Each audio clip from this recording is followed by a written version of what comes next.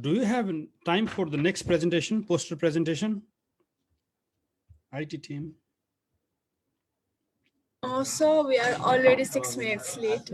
Okay, so then we will do the rest of poster presentation after some time, after the second session ends. So let's go to the next session.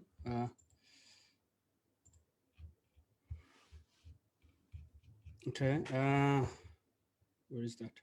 Okay, फेरि पनि सबैजनालाई मेरो नमस्कार. Hello again. Sustainable Energy Symposium को दोस्रो session मा पुनः स्वागत गर्दछु. Welcome back to the second session of Sustainable Energy Symposium. This session will be chaired by Mr. Kusal Gurung and Ms. Barsha Pandey. I hope this session will be a fruitful session with lots of learning and will produce concrete recommendation for the NRNA and Government of Nepal. Let me say that in Nepali as well.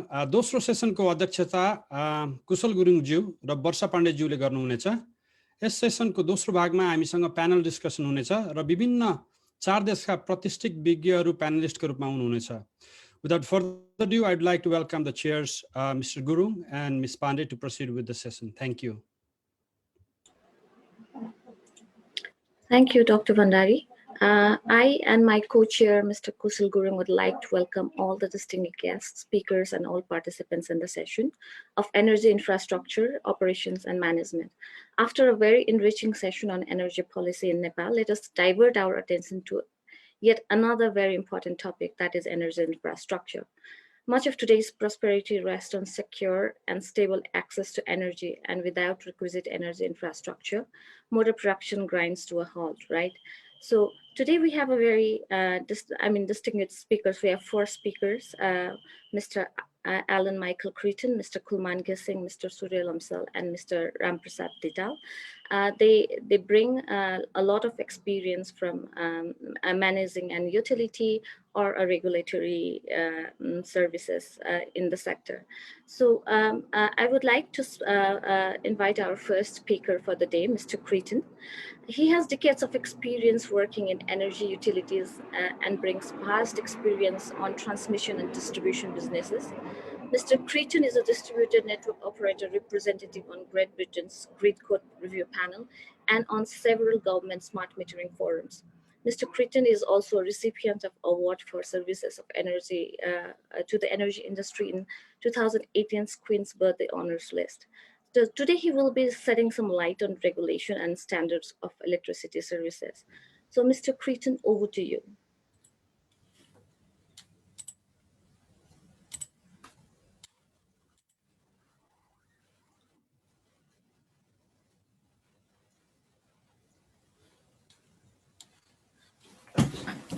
Okay, good morning. I hope everybody can see my screen and I've got my IT sorted out. So thanks for the introduction, Berta, and again, thank you for the invitation to speak at your conference today. As Berta said, I'm just going to share some thoughts about regulation standards in relation to renewable generation and demand. And I probably just need to mention that I guess these views are mine and not necessarily those of the company that I work for, Northern Power Grid. So just in terms of agenda, I was just going to talk briefly about an introduction to the set systems in GB, bit of an introduction to Northern Power Grid, and then look at some of the changes in generation demand and the implications for network operators, look at some of the regulatory framework in GB, focus on the grid code and the distribution code a bit, just because, as Berta said, that's an area that I'm sort of particularly involved with. Then a few comments on markets, and then just pull together as a summary. So in terms of the electricity arrangements in GB, the industry was privatised in 1990, and generation and supply activities are now competitive markets, whereas transmission and distribution are effectively regulated monopolies. So broadly, back in 1990, most of the generation in GB was sort of large gas, coal and nuclear and some big renewable installations, and generally connected to the transmission system. And the distribution network operators take their energy from the transmission system and then distribute it onto our end customers. suppliers, energy suppliers, buy the electricity from generators, sell it to end customers using effectively the transmission and distribution systems, and then the suppliers pay for the use of the transmission and distribution systems. So that's sort of how the money flows. Just in terms of the transmission and distribution network companies, there are 3 companies in GB who actually own the transmission system, 2 in Scotland and 1 in England. But even so, they're all run by the National Grid Electricity System Operator. So that's a party that looks after the whole of the transmission system in GB. In terms of distribution companies, GB is split into 14 different licensed areas, and the distribution networks in those areas are owned by 6 distribution network operator companies who are regulated. But more recently, there's now independent distribution network operators who are unregulated, and they can operate anywhere in the patch. So just in preparing for this, I had a quick look just to do some comparison between the size of the systems in GB and also in your country, Nepal. Clearly, it's a lot bigger in GB, but I was just taken by the fact that I think most of your energy comes from renewable already. So since that's the direction of travel we're going in, I rather suspect we can be learning quite a few things from yourself. So Northern Power Grid, who are we? So as I say, it's a distribution network operating company in the northeast of Great Britain, covering an area of Yorkshire and the northeast. And we supply electricity to about 3.9 million customers. So we take electricity from the transmission system at about 36 grid supply points. And then we distribute a combination of 132, 33 and 11 kV, and then right down to 230 volts, where we distribute into domestic houses and other customers.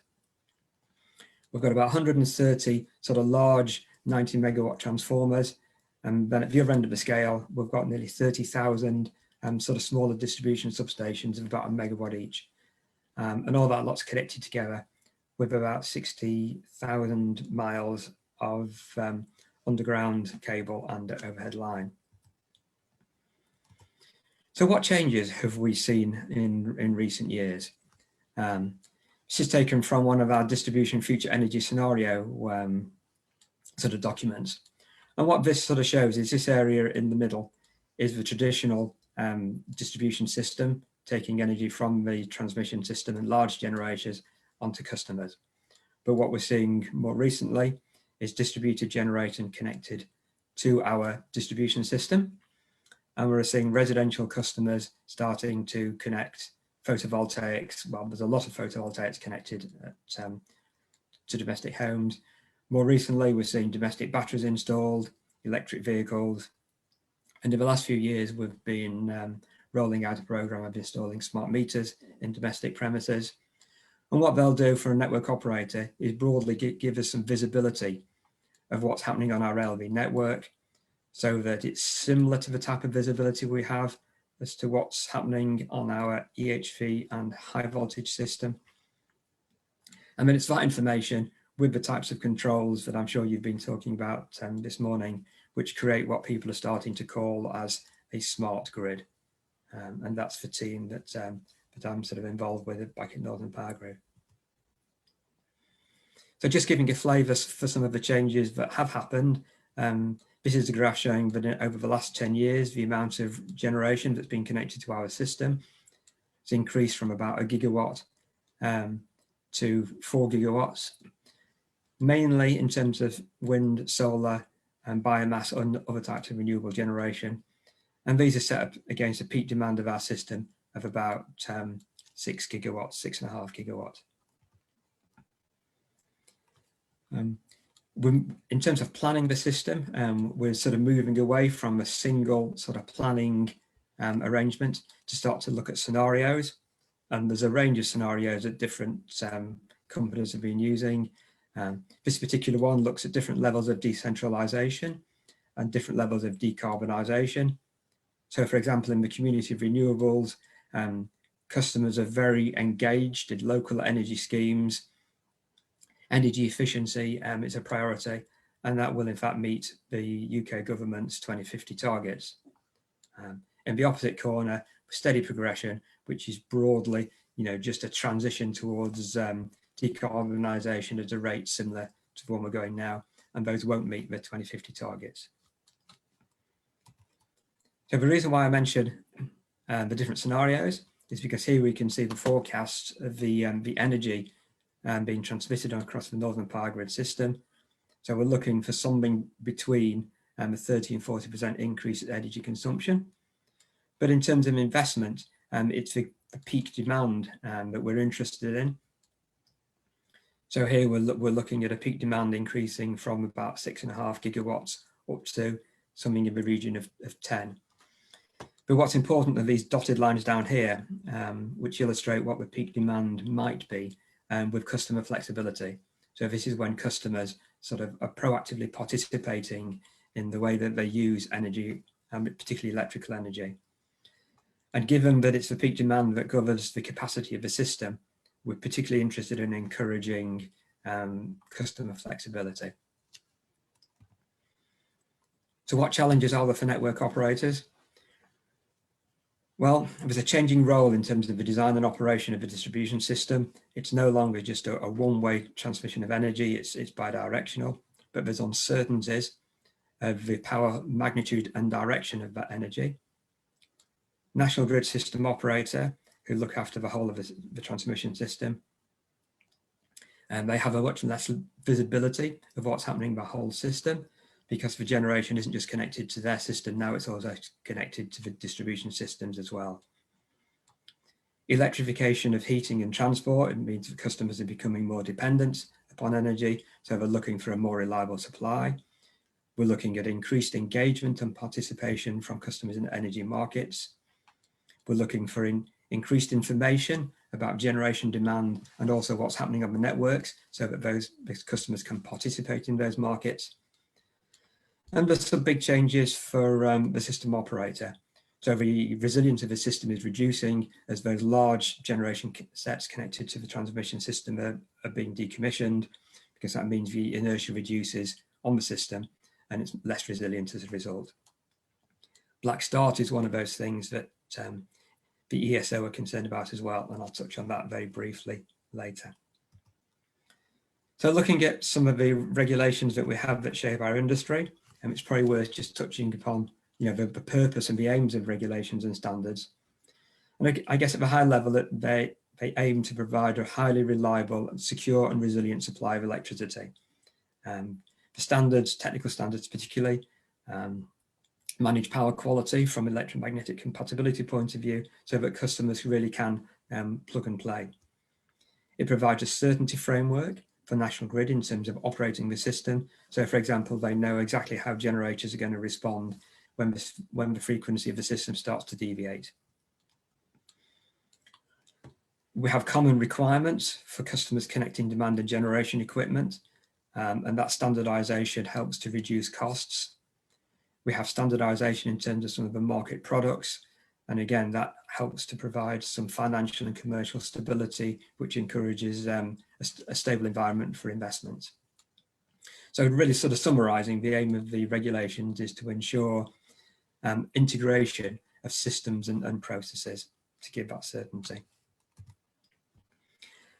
There's a very sort of complex mesh of different types of regulations within GB, ranging from European legislation through to GB Acts of Parliament. So it's quite complicated arrangement. And this is just a few of them. As I say, there are a lot. Just looking at some in particular, we've got performance standards, and we're very focused on customer service. So there's a very strong emphasis in terms of looking after the end customer. We've got some technical standards that look at engineer recommendations that set out some technical detail. We've got commercial code here in terms of how suppliers have to pay to use the distribution system, and some legal commercial code, sorry, as well.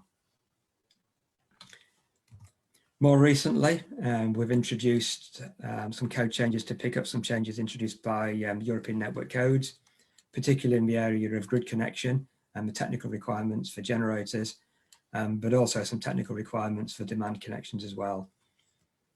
There's some system operation guidelines, which looks at the information that needs to be exchanged between transmission and distribution network companies to make sure the system runs well, and also has arrangements in place to manage those things that everybody would rather didn't happen very often. And then finally looks at some of the requirements for restoring supplies when things go horribly wrong. That's not happened just yet in our country. So moving on to the grid code, and this is an area that I'm particularly involved with. What is the grid code? And well, it's required by the transmission distribution licenses, so it's established by one of the legal obligations, but it sets out the technical requirements for new and existing users of the national electricity transmission system. So what does it do? Essentially, it ensures safety, but also one of the important little mantras that runs through our industry is that it encourages an efficient, coordinated and economical system. So those three words are one that I use sort of quite a lot in our business: the economical, efficient and coordinated. So the grid code aims as well to facilitate competition, promote security and promote the efficient administration of the code. What types of things are in the code? But it sets out how National Grid need to plan and operate the transmission system. It sets out the conditions for people looking to connect demand and generation to the system, including network operators. There's a compliance process, so that there's a robust assessment of the equipment that is connected to make sure it does comply with the rules. Details how the system should in fact be operated, balances the energy going on and off to the system on a minute-by-minute basis, and then sets out what data needs to be exchanged between the various parties. There are many parties affected by the grid code, and one of the principles of open governance that we have is that anybody who's affected by the code can actually propose a change. So changes are put forward to the grid code review panel, and I sit on that panel for network operators. And the panel will decide how to progress a proposal. Usually there's a work group formed to develop the initiative.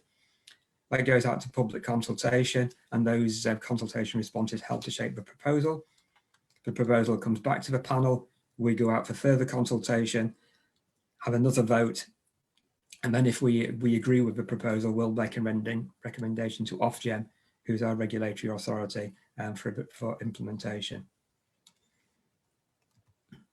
The distribution code, very similar to the grid code in concept, and what it does is set out the technical requirements for new and existing users of the distribution system. So this affects all the customers connected to our distribution system. So it sets out a very, very similar structure with very similar purpose and objectives as the grid code.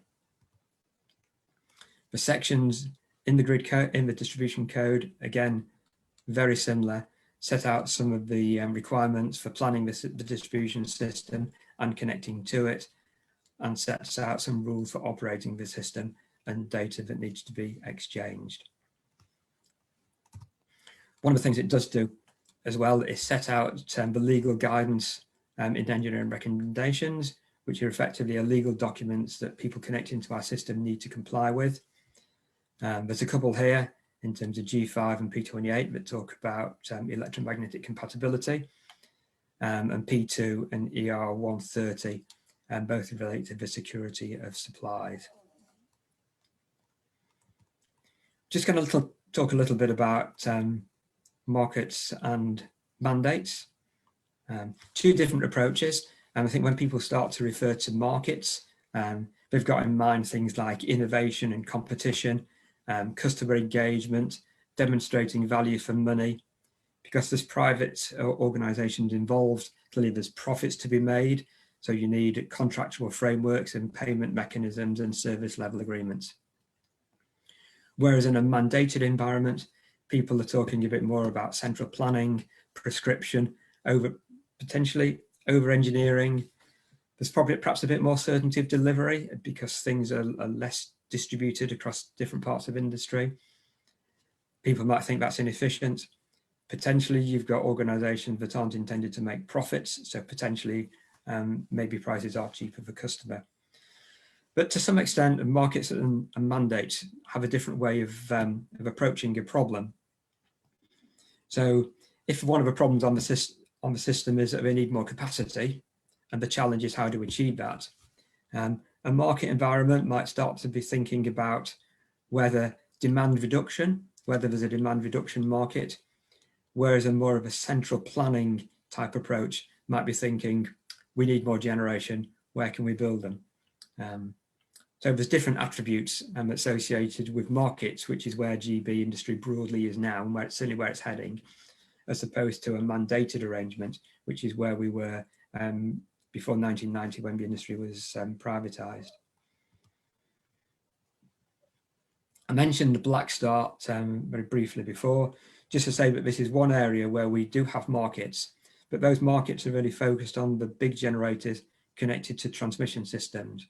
But as more and more of our generation is connected to the distribution network, we need to start thinking again about how the Black Start market is going to be delivered. And people are already starting to tease apart all those subtle components of a Black Start market and potentially make those products available to participants who are connected to the distribution network. So some interesting times ahead in that space. One of the things that codes and standards need to be is flexible. So in terms of some of the things that are being changed in the grid code space just at the moment, we're looking at enhancing the data exchange. We're looking at the arrangements where National Grid can disconnect a generation in times of emergencies. We've implemented some of the technical requirements coming in from Europe. We've got a new technical code in terms of connecting storage. People are becoming more concerned about compliance to make sure that equipment does in fact meet the standards it's supposed to. And we're trying to explore ways of stimulating innovation in what seems like quite a structured regulatory environment, because we're seeing some challenges there. So just in summary, I think GB does have a well-established and robust arrangement of regulations and standards. And it's these standards which have helped to secure sort of customer supplies from a security and power quality perspective. But those standards do need to evolve as the needs of customers and the needs of our network evolve. We've already got sort of quite well-established markets in generation and transmission, ancillary services, and those markets are just starting to develop in terms of distribution and distribution ancillary services. So markets do have their place, as do some mandated requirements as well. And I guess one of the challenges for distribution transmission engineers is to establish the most efficient balance between those two approaches. And that's one of the challenges. So hopefully I've stuck broadly to my time. So I think that draws to the end of my presentation. So thank you. Thank you so much, Alan. Thanks for keeping on time. You were actually ahead. You still had 2 minutes to go. Okay. So thank you so much for that. And also thank you for agreeing to work on Sunday and early morning on Sunday. Thank you so much for that as well. I mean, we had a lot of learning. There's a lot of learning for Nepal from your presentation, because Nepal is looking for separate TISCOMs as per constitutional requirements. So instead, I will not summarize the presentation at the moment. My co-chair Kushal will be doing at the end of the session. But thank you so much, Alan. Hope you'll be with us for some time. Okay, thank you. So the second presentation we have is our second speaker is Mr. Kulman Kesing. I think he needs no introduction. He has emerged as a champion in short span of managing the energy utility, the Nepal Electricity Authority, and has been able to resolve decade-old issues that was affecting the operational efficiencies. Mr. Gising has more than 24 years of professional experience in power generation, transmission, and distribution, and trading businesses, including contract management, dispute settlement, and financing in hydropower projects. He also served as an energy advisor to Natural Resources Energy Subcommittee of Constitutional Assembly from 2008 to 2012. Mr. Gising, over to you for your presentation. Thank you.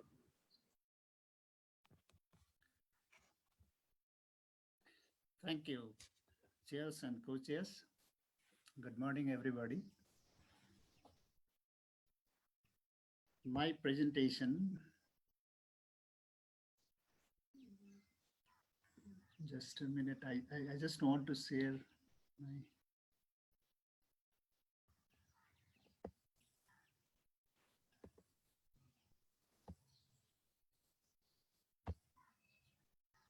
okay.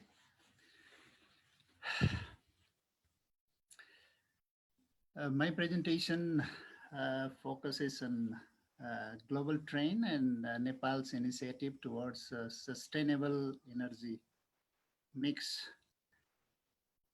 I think the previous presenters have already covered all the issues, most of the issues what I'm going to talk. I will just skip some of the slides.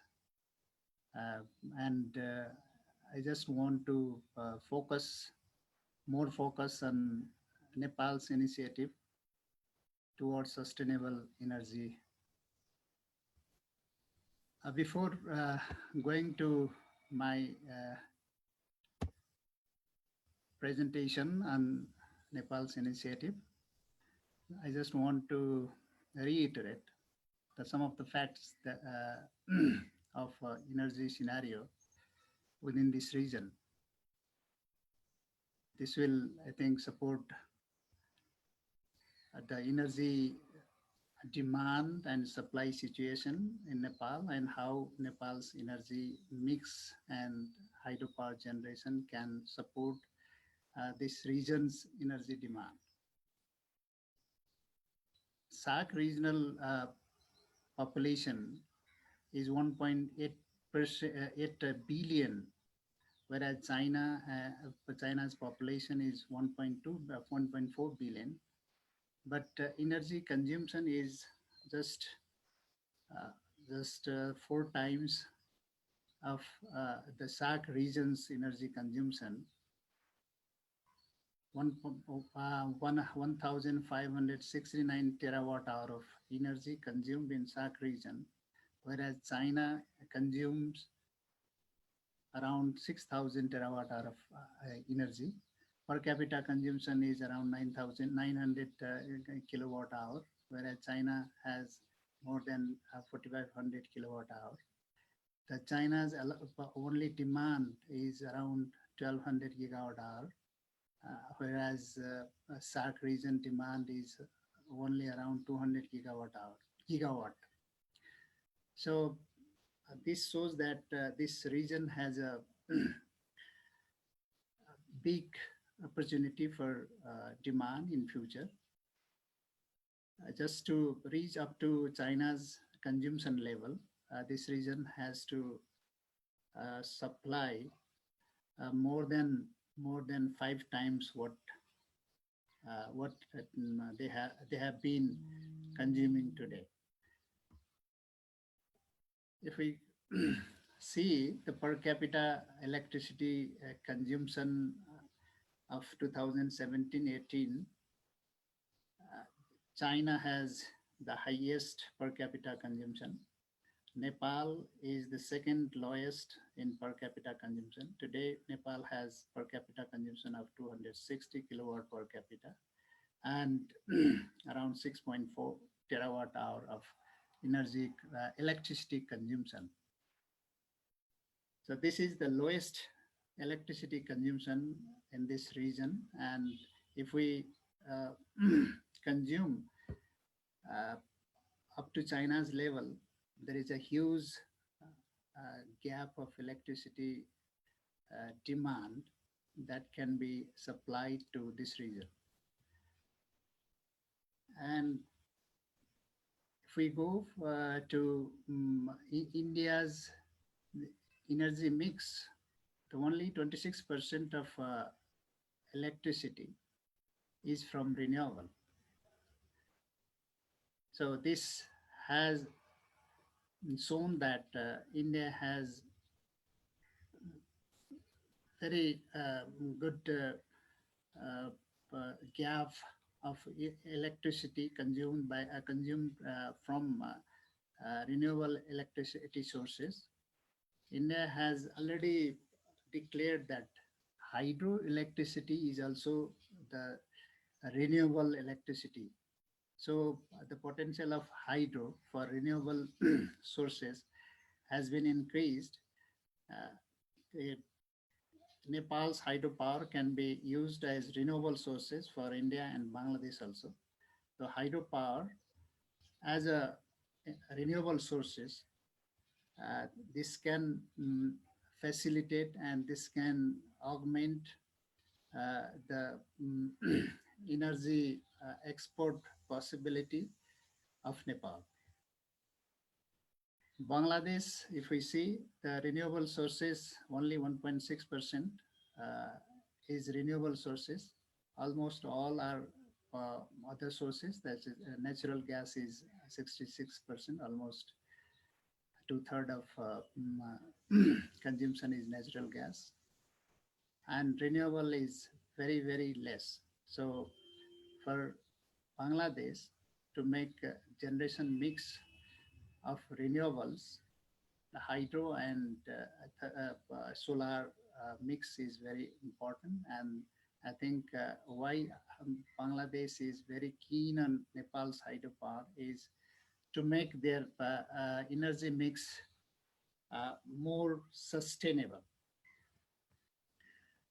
Hydropower potential of Nepal and India, Bhutan, Bangladesh, if we see only 18% of hydropower potential, 18% of the total potential has been exploited.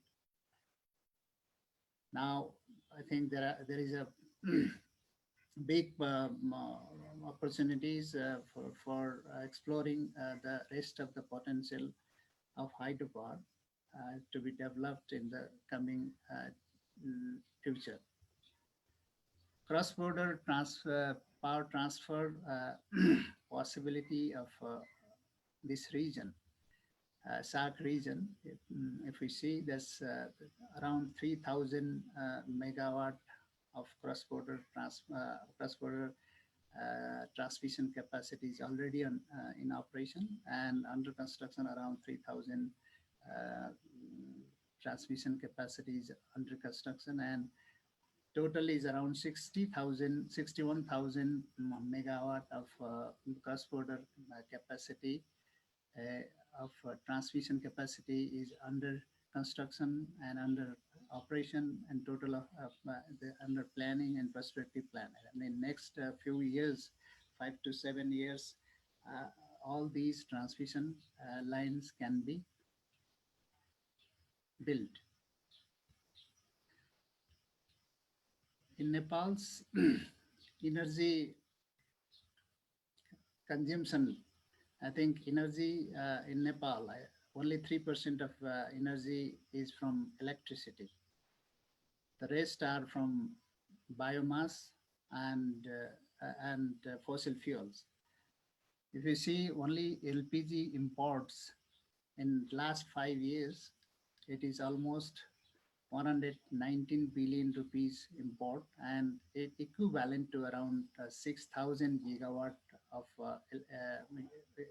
gigawatt equivalent of LPG is imported in one fiscal year 75-76. That is equivalent to total consumption of electricity in one fiscal year in Nepal.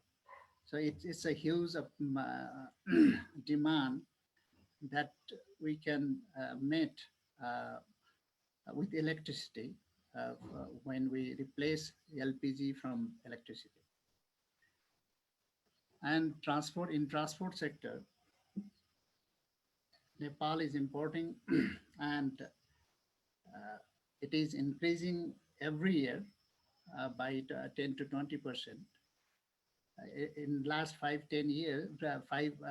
years, the import of fossil fuel, this petrol and diesel, is almost 8.3 billion kiloliters, and around 486 billion rupees has already been spent to import these petrol and diesel. The, in 1 year, it's around 22,000 thousand gigawatt of equivalent of petrol and diesel has been imported in one fiscal year. That is almost 4 times of annual consumption of electricity. So there is a huge demand that we can meet in electrical vehicles. Present scenario of import and export in Nepal and Bangladesh, in Nepal and India, we are importing electricity at almost 22% in last fiscal year. We are net importer. By by next fiscal year, I think 21-22, we will be net exporter. This year, I think 5 to 10% we will be importing. That means in our energy, electricity, there is some mix of carbon content. This what we have been importing is thermal electricity, so that contains carbon.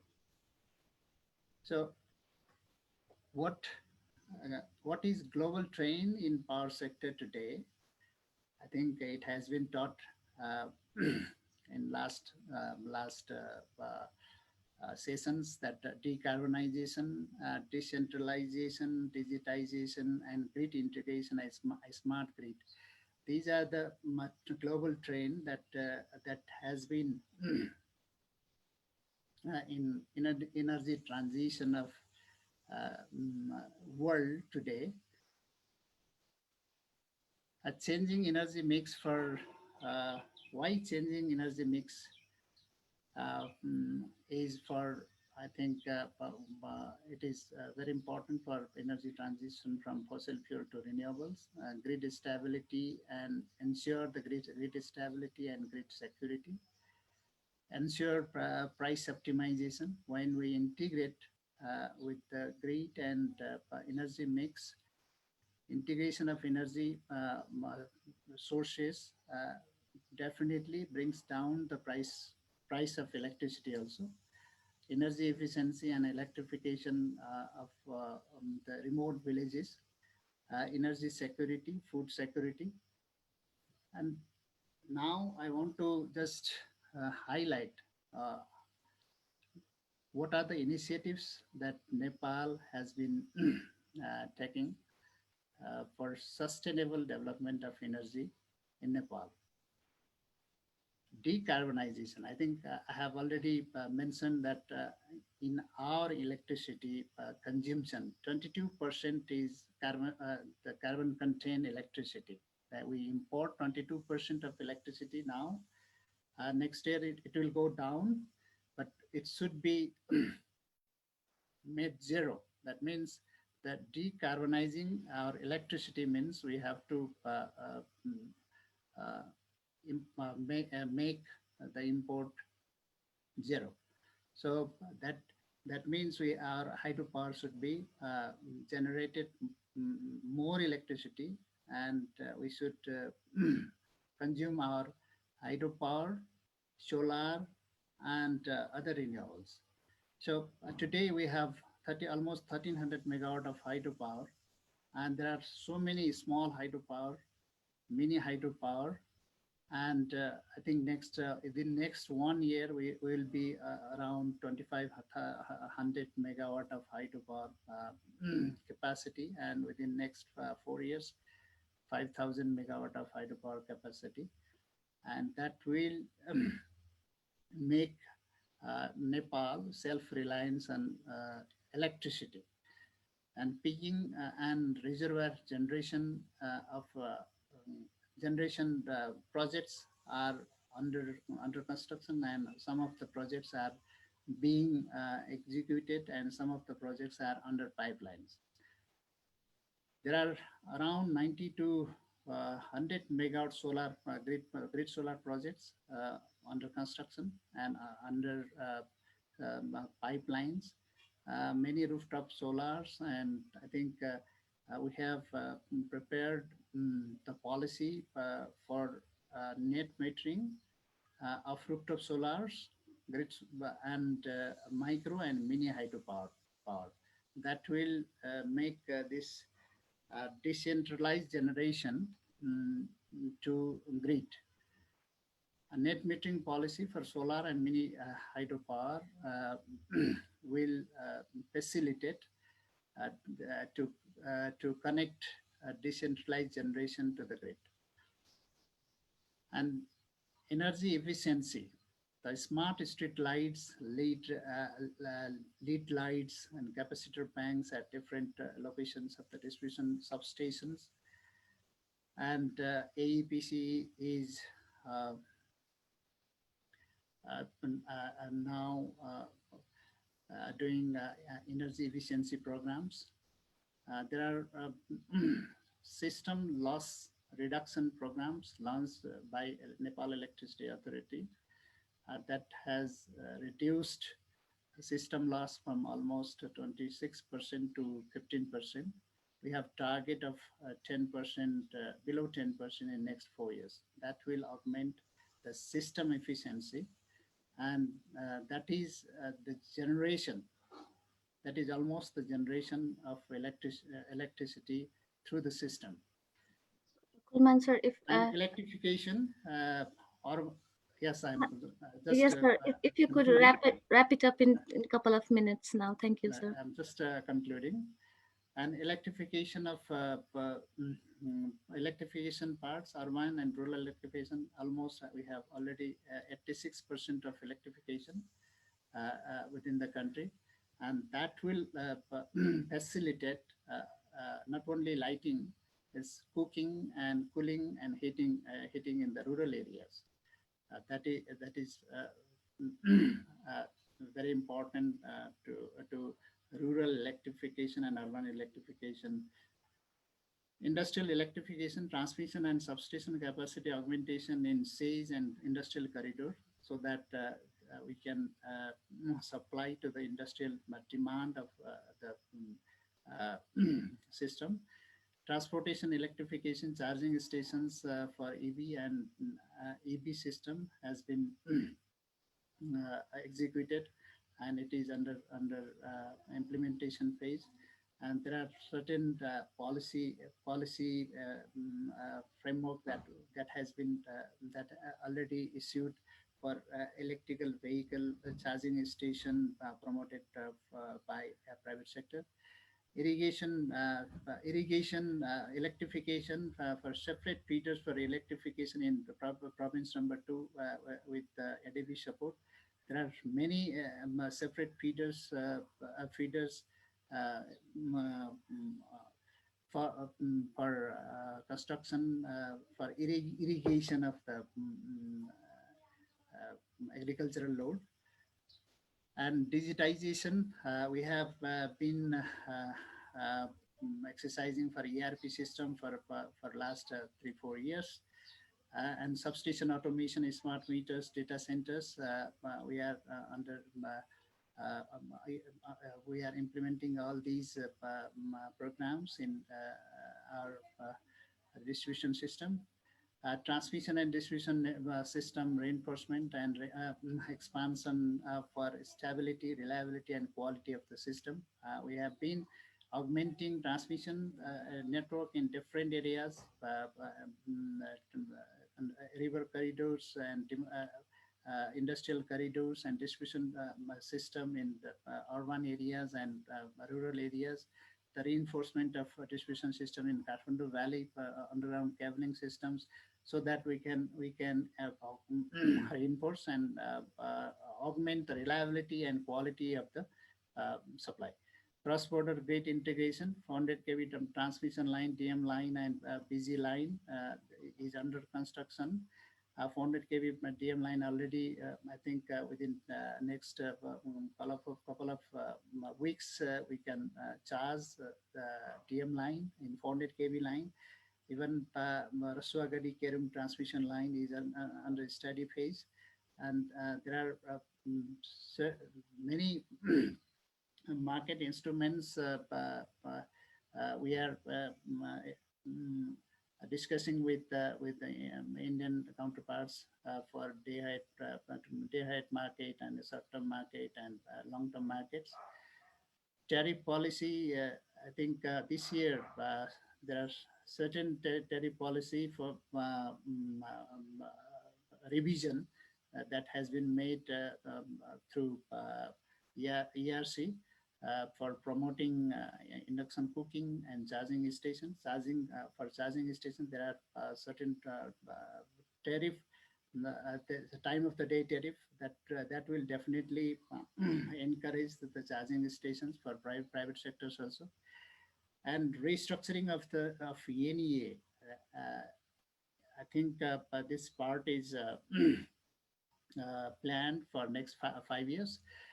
Restructuring part, I think the generation part, mostly we are under company model, most of the generation projects, and the transmission, already the transmission company is already established, and slowly we are going for separate transmission company. And distribution, as province-wise, there are 7 distribution offices now. That will be converted to distribution companies. I think after this establishment of all these distribution companies, there will be definitely multi-buyer and multi-seller approach in Nepal. Thank you very much. Thank you so much, Kulman sir, for the presentation. I'm so glad that you touched upon the energy mix and the importance of it for the sustainability, and also on the importance of cleaner fuel, decarbonization, modernization of distribution and transmission system. Thank you so much for the insightful presentation, sir. Now I'd like to move on to the third speaker. Our third speaker for the session is Mr. Surya Lamsal. He's a licensed professional engineer and design build professional in New York and has been working for New York Power Authority in hydroelectric power generation and transmission since 2007.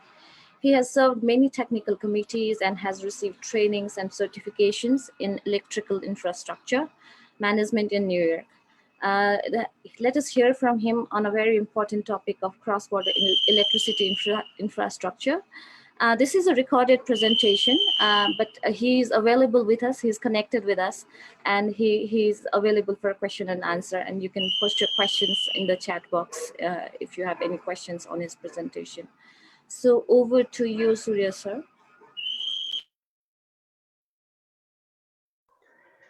Thank you, Binayakji. Good morning, Nepal. Hello, NRNs around the globe. I would like to talk about an important topic of our history, the cross-border electricity infrastructure, based on the facts from North America. Before I proceed, I would like to make sure this disclaimer is fully read. The materials in this presentation are publicly available, and the opinions are truly personal and are for the discussion purposes only. These are not the views of the company I am employed with or the educational institution I attend.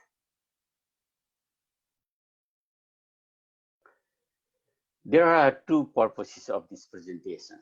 The first one is social. One of the objectives of NRNA is to share knowledge among Nepali diaspora and Nepal. And I'd like to do this in a very simple terms. That's why I prefer to speak Nepali from this point on. Yo presentation सामाजिक ज्ञानका लागि हामीले देखेको भोगेको कुरा share गर्ने र 2 छिमेकी मित्र राष्ट्र मिलनसार हुनुको अर्थ प्राविधिक हिसाब किताबबाट आफूले बुझेको कुरा यहाँ बाँड्न चाहन्छु। साथसाथै अर्को उद्देश्य क्रस बोर्डर इलेक्ट्रिसिटी के हो यो सम्बन्धी केही जिज्ञासाहरू समाधान गर्नु पनि हो। अन्त्यमा ठूला राष्ट्रहरूले भोगेका कठिनाई र तिनले समाधानमा के गरे भन्ने कुरा पनि महत्त्वपूर्ण हुन आउँछ। सबैभन्दा महत्त्वपूर्ण त अझै हामी एनआरएन र नेपालीले यो जानकारीमा राख्नु किन आवश्यक छ भन्ने पनि छ। यी सबै विषयमा समयले भ्याएसम्म छलफल गर्नेछौँ।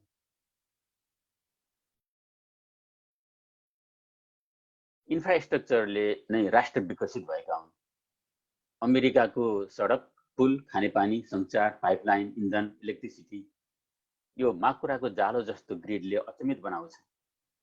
यो सबै नागरिकको आधारभूत आवश्यकता र सुविधाको लागि राज्यले वा मान्छे आफैले बनाएको हो। म बसेको अमेरिकाको सहरमा बत्ती कहिले निप्दैन, न्युयोर्क सहर। मलाई यो सुन्दै अचम्म लाग्यो कि बत्ती नै ननिप्ने सहरमा यो एउटा नयाँ प्रोजेक्ट 539 किलोमिटर लामो डीसी ट्रान्समिसन लाइनद्वारा 1000 मेगावाट इलेक्ट्रिसिटी क्यानाडाबाट आउँदैछ। ट्रान्समिसन राइट अफ वे को अनुमति पाउन प्राय असम्भव यो समयमा धेरैजसो हडसन नदीको पानी मुनि जमिन मुनिबाट यो ट्रान्समिसन लाइन ल्याइँदैछ। विद्युत उत्पादन धेरै रहेको यो राज्यमा क्यानाडाको विद्युत किन आवश्यक पर्यो? यसले मेरो दिमागमा प्रश्न उब्जायो।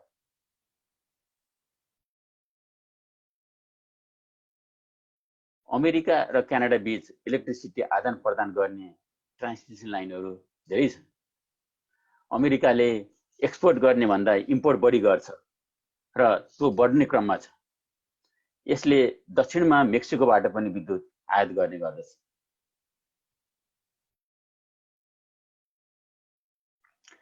क्यानाडा भन्दा 10 गुणा भन्दा पनि बढी जीडीपी भएको अमेरिकासँग यहाँको इलेक्ट्रिसिटीको डिमान्ड भन्दा धेरै बढी चाहिँ इलेक्ट्रिसिटी उत्पादन गर्ने क्षमता पनि छ। तैपनि 2016 को एक वर्षभित्रै $117 बिलियन बराबरको विद्युत अमेरिकाले क्यानाडाबाट आयात गर्यो। किन?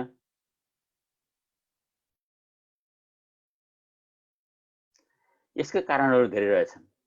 केही मैले यहाँ उल्लेख गर्न चाहन्छु। अमेरिका र क्यानाडाको इलेक्ट्रिसिटी डिमान्ड पिकिङ आवर फरक छ। मौसम, तापक्रम र इलेक्ट्रिसिटीको प्रयोगको आधारमा अमेरिकामा समरमा र क्यानाडामा विन्टरमा पिकिङ हुने गर्छ। पिकिङ समयमा महँगो स्वदेशी विद्युत उत्पादन गर्नुभन्दा क्यानाडाको बिजुली प्रयोग गर्नु अमेरिकाले र भाइस वर्सा क्यानाडाले पनि लाभदायी देखे। अमेरिकाको 29 स्टेटमा रिन्युएबल पोर्टफोलियो स्ट्यान्डर्ड लागू छ। यसको मतलब certain % of electricity shall come from renewable energy resources. New York राज्यमा मात्रै by 2030 70% of the electricity should come from renewable energy resources. So by 2040 100% the carbon free बनाउने योजना छ। अब अर्को क्यानाडाबाट इलेक्ट्रिसिटी ल्याउनु भनेको अमेरिकन एनर्जी सप्लायर्सको लागि एनर्जी स्टोरेजको प्रयोग गर्नु जस्तै हो। चाहेको बेलामा प्रयोग गर्ने, चाहे जति प्रयोग गर्ने। अनि अमेरिका क्यानाडा चाहिँ नर्थ अमेरिका एनर्जी रिलायबिलिटी कर्पोरेसनबाट रेगुलेटेड छन्, जसले गर्दा यहाँ बत्ती जाने गर्दैन त्यो रेगुलेसनले गर्दा। अनि त्यसपछि यो इन्टर स्टेट कनेक्सनले गर्दाखेरि एनर्जी कस्ट घटेको देखिन्छ र यो गुड नेबर रिलेसनशिपले कुनै पनि प्रोजेक्ट सफल हुन्छ र सफल प्रोजेक्टले त्यो रिलेसनशिपलाई अझ गाढा बनाउँछ।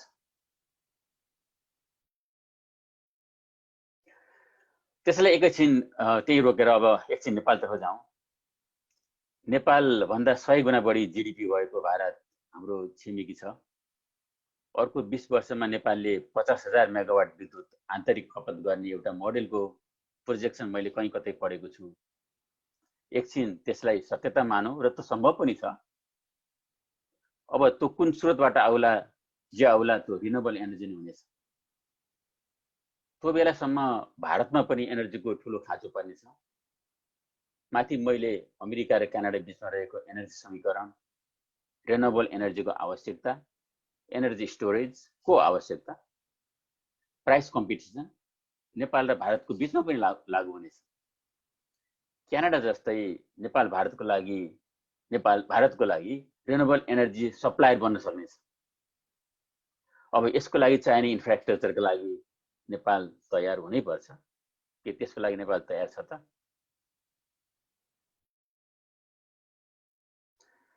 क्रस बोर्डर इलेक्ट्रिसिटी इन्फ्रास्ट्रक्चर भन्नाले ट्रान्समिसन लाइनलाई मात्रै जनाउँदैन। अमेरिका क्यानाडा बीचको नायग्रा नदीको पानी बराबर बाँडेर विद्युत निकाली दुवै देशले 1960 देखि फाइदा लिएका छन्। नायग्रा ट्रिटीको नाममा प्रख्यात यो सन्धिले दुवै देश र वातावरणलाई बराबर इज्जत दिएको छ। यस क्षेत्रका मानवीय आवश्यकता पूरा गर्न प्राकृतिक स्रोतको भरमग्दुर उपयोग भएको छ र दुवै देशले यसमा सघाएका छन्।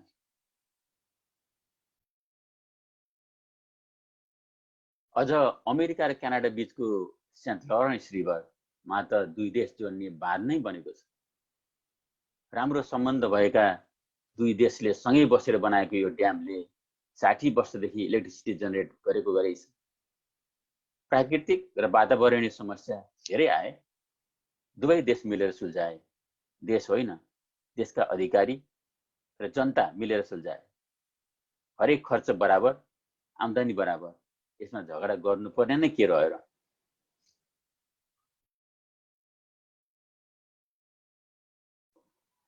क्रस बोर्डर इन्फ्रास्ट्रक्चर बोर्डरमै हुनुपर्छ भन्ने पनि होइन।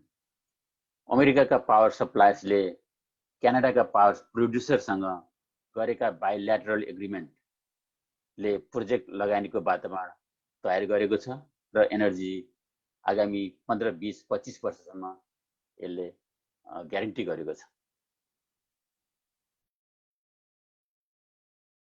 अमेरिका र क्यानाडाको इतिहासमा यी सामूहिक योजना कार्यान्वयन र सञ्चालन गर्दा धेरै चुनौती आएकै हुन्। दोस्रो विश्वयुद्ध वरपर सोचिएका र निर्माण गराइएका यी योजनाहरूले ठुलो राजनीतिक, वातावरणीय, आर्थिक, सामाजिक र प्राविधिक चुनौती पार गर्नु पर्यो र आजसम्म पनि सञ्चालनमा चुनौती नै छन्। तर दुवै देशले एउटै समाधानको बाटो लिएका छन्। त्यो हो एउटा इच्छा शक्ति, सहकार्य र कार्यान्वयन। हाम्रो चाहना हो कि यो इच्छा शक्ति, सहकार्य र कार्यान्वयन शैली यो नेपाली र एनआरएनमा पनि लागू होस् र आओस्। यसो भन्दै गर्दा इलेक्ट्रिसिटी सेक्टर लगायत नेपालीसँग सम्बन्धित योजनामा एनआरएनको जिम्मेवारी के त र नेपालको जिम्मेवारी के? जाँदै यसै विषयमा जोडिएका केही व्यावहारिक कुरा गर्न चाहन्छु। एनआरएनले पैसा रिसिभ ल्याउँछ भनिन्छ, तर त्यति सजिलो छैन। त्यसमा गर्नुपर्ने गृह कार्य पुगेकै छैन। फरेन डाइरेक्ट इन्भेस्टमेन्ट एफडीआई जो हामी भन्ने गर्छौँ, त्यो त विदेशीको लागि हो। एनआरएनलाई त एनडीआई को निर्माण गर्नुपर्छ, एनआरएन डायस्पोरा इन्भेस्टमेन्ट। मतलब नेपाली र एनआरएन बीचको आर्थिक नाता जोड्ने एउटा बलियो पुल बन्न सक्छ। एनआरएन पोलिटिक्समा होइन, साइन्समा विश्वास गर्छन्। तपाईहरु हाँस्नु होला, केहीले राजनीति गर्छन्, तर धेरैलाई यो लाग्छ कि प्रकृतिलाई उपयोग गरेर नेपाल र नेपालीको भविष्य बनाउन सकिन्छ। जीडीपीले विकास नाप्दैन, हेर्नुस् कोभिडले देखाइहाल्यो। रिलेसनशिपले धेरै असर पार्छ, चाहे त्यो दुई देश बीचको रिलेसनशिप होस् वा दुई व्यक्ति बीचको। एनआरएन नेपालको विकासमा सहायत्री हुनेछ, तर खै एनआरएनलाई इन्गेज गराउने एनआरएन नागरिकता कता गयो? नेपाल सरकारलाई यसको महत्त्व थाहा छैन जस्तो लागेको छ। अब सबै पक्षले आफ्नो जिम्मेवारी सम्झी विश्व बुझेका एनआरएनलाई देश निर्माणमा लाग्ने प्रेरणा शब्दभन्दा पनि माथि उठेर लाग्नुपर्ने बेला आएको छ। नेपालका लागि क्रस बोर्डर इलेक्ट्रिसिटी इन्फ्रास्ट्रक्चर हाम्रो भावी पुस्ताको समृद्धि र सम्पत्ति हो। यस विषयमा विश्वको अनुभवलाई केलाएर राम्रा चिज समेट्ने र नराम्रा चिज फाल्ने गरेमा फेरि व्हिल रिइन्भेन्ट गर्ने बैठकमा बस्नु पर्दैन। अर्काले तयार गरेर प्रयोग पनि गरी निखारिएको प्रविधि कार्यान्वयन मात्र गर्नु छ। हामी सबैलाई यसैमा good luck. Please feel free if you have any questions to discuss. Thank you for listening and namaste. Thank you so much, Surya sir, for your insightful presentation, for sharing your experience between Canada and US, which is quite relevant for Nepal as well. Now, without further ado, I'd like to invite our last speaker for the session, Mr. Dr. Ram Prasad Thital, a member in the Electricity Regulatory Commission of Nepal, and has a very important role of regulating the sector. Dr. Thital has spent 2 decades working in the renewable energy sector on national and international levels in executive advisory and technical roles. He served as the Executive Director of Alternative Energy Promotion Center under the Ministry of Energy, Water Resources and Irrigation, overseeing operations, strategic and technical initiatives in Nepal. Without further delay, let us hear from him on challenges and opportunity of electricity regulation in Nepal. I would not say it's very new. It's been over a year or so. Mr. Thital and his team has been working tirelessly to bring the sector in place and trying to bring all the related rules, regulations under the ERC Act. So over to you, Dr. Thital. Thank you, Varsaji. Am I audible to everybody? Quite loud and clear, sir. Thank you. I actually have, divided my talk into 4 parts, but, the existing situations has been already, shared by my previous speaker. So I'll focus more on existing market structures, the challenges, and the regulatory part. This has been shared. This has been mentioned by, previous speaker. We have got, generation is 1.3 gigawatt, whereas our peak demand is about 1.4 gigawatt. Still, there is a gap. The MD sir was, and a former MD was mentioning about the import. Still, we import, the last year was about 22% was imported from India. But I think as he mentioned, in next 2-3 years time, we will be net exporter. But still, we are reaching resources. The licensee PPAs, this has been already mentioned. The commitment from the government side this morning, we heard from a gentleman from ministry. So the government's priorities is high, but I just wanted to mention one point. To achieve the Sustainable Development Goal number 7, we'll be needing 260 billion Nepalese rupees, close to 2.5 billion US dollar per year to meet the the national goal of providing affordable, reliable, and adequate supply to all by 2030. So what is the present, the market structure? We have about 110 years of historical development of electricity in Nepal. I actually try to divide this in 3 paradigms. Before 1990, the initial phase where state used to control everything. The Department of Electricity Corporation used to generate, transmit, distribute electricity. From 90 to 2020, this year, this 30 years, I should say this is the pre-liberalization years, where we have a strong vertically integrated utility. Recently, the utility has been really performing well. Over the last 3-4 years, we've seen there has been significant improvement in supply, in revenue generations, in loss reduction in every front. But emphasis on market development. Generation is a licensed activity. We also do power trade with India. Limited regulations. Of course, the utility itself used to involve in regulating the technical aspects, even the economic aspects as well. From the government side, department is regulating the licensing activities. Post 2020, why I'm saying this post 2020, basically this will be the era for market-based power sector development. This morning also we heard from Sagarji, he mentioned about the new Electricity Act. This act actually proposes basically 2-3 things. One is, the sector reform is must, and the competition based, the competition for the development, the transmission, the distributions. So these are the key things that the new Electricity Act is now proposing. We've got the regulator, independent regulator, when we have got the new electricity bill approved from the parliament, we'll have, power trade on a real-time basis. And we expect that we'll have, as Bisalji was mentioning this morning, we'll have definitely, multiple options for, buying and selling. This slide is, everybody knows, this just to, give you, the scenario in a fix, in one slide. Sagar ji also did mention, but in policy, we've got the ministry. Regulation, we've got the regulatory commission. In the rest system, in the whole, chain system operations, NEA, of course. Generations, we've got NEA and NEA subsidiary. We also have government-owned, subsidiary companies, as well as, subsidiaries, Vidyut Utpadan Company and Hydroelectricity Development Company. They are also, even though they are for financial intermediary, but they have also got license. IPP is one part, and we import. As you can see, the sky blue and dark. And in transmission, of course, NEA is the main, but we've got government subsidiary as well, Rashtriya Vidyut Prasaran Company. Distribution, NEA, limited areas for BPC also. This is, again, we have, NEA at the center, and the NEA is for generation, transmission, distribution, and system operation. That's why we say at all levels of, verticals, NEA is very strong, and, consumer gets basically electricity from NEA distribution.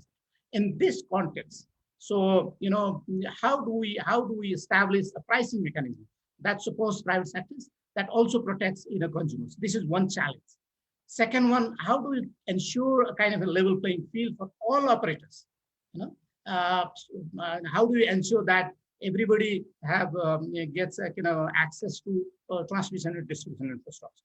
How do we ensure reliability and security of the supply? This is also another challenge. How to monitor service quality and ensure that consumers get value for their tariff. I pay, for example, 200 rupees. So am I getting the value for my tariff? How to develop a competitive market out of an existing NEAs, monopolistic. Basically, the transmission is a natural monopoly that everybody knows. But in generations, we've got IPPs. But in the distributions, how do we actually create a kind of competitive market? So that's why electricity regulations, what I think is an opportunity to protect everybody's interest, not consumers' interest, but everybody's interest, so that everybody feels that we get service, reliable service, and these things. So then is the electricity is the same as an easily available commodity in the market? So no, electricity has basically three characteristics. Is an essential service. If we all are concerned, if the supply, we don't get reliable supply, there will be hue and cry. Electricity cannot be stored, and this is different from other commodities. Of course, you can store in battery, but it's still, there has to be a balance between supply and, consumption and, supply. So it requires network. That's why this is a natural monopoly. That's why you need to regulate. So what do you mean by regulation there? This is just a process. The regulator, provides oversight functions, develops, rules, also, penalizes for bad behaviors, incentivizes, for the good performer, and we make decisions based on certain, rules and regulations orders. There are different types, command and control, self-regulations, incentive, but again, this is linked with the approach, cost of service. This has been a kind of a traditional regulatory approach, market-based approach, performance-based approach, and the third one is when you mix traditional service, cost of service approach and incentive-based approach, then you could say a hybrid approach. So in our case, been in operation since May 2009. 2019, based on Electricity Regulatory Commission Act. So the whole idea is to regulate generation, transmission, distribution, trade by making process simple, regular, systematic, and transparent. Transparency is one of our key, the motto. So how do we do this? We actually issue service quality, service standards, regulating the technical front. In economic front, under economic front, we regulate the generation tariff, transmission tariff, distribution tariff, and trade. We, need to enable the market so that consumers are protected. Investors are protected, meaning investors feel that their investment is fully recovered. Under institutional governance, we need to. This morning we heard from Dr. Pokhrel and others also. We heard, in the sector we need to establish a kind of good practice so that the sector will be competitive, fair, and these things. And if the dispute arises between two licensee or consumers and utility, then our role is to actually resolve the disputes and of course the policy advice. So when we have strong regulator, we ensure that consumers receive service quality of fair price from different seller.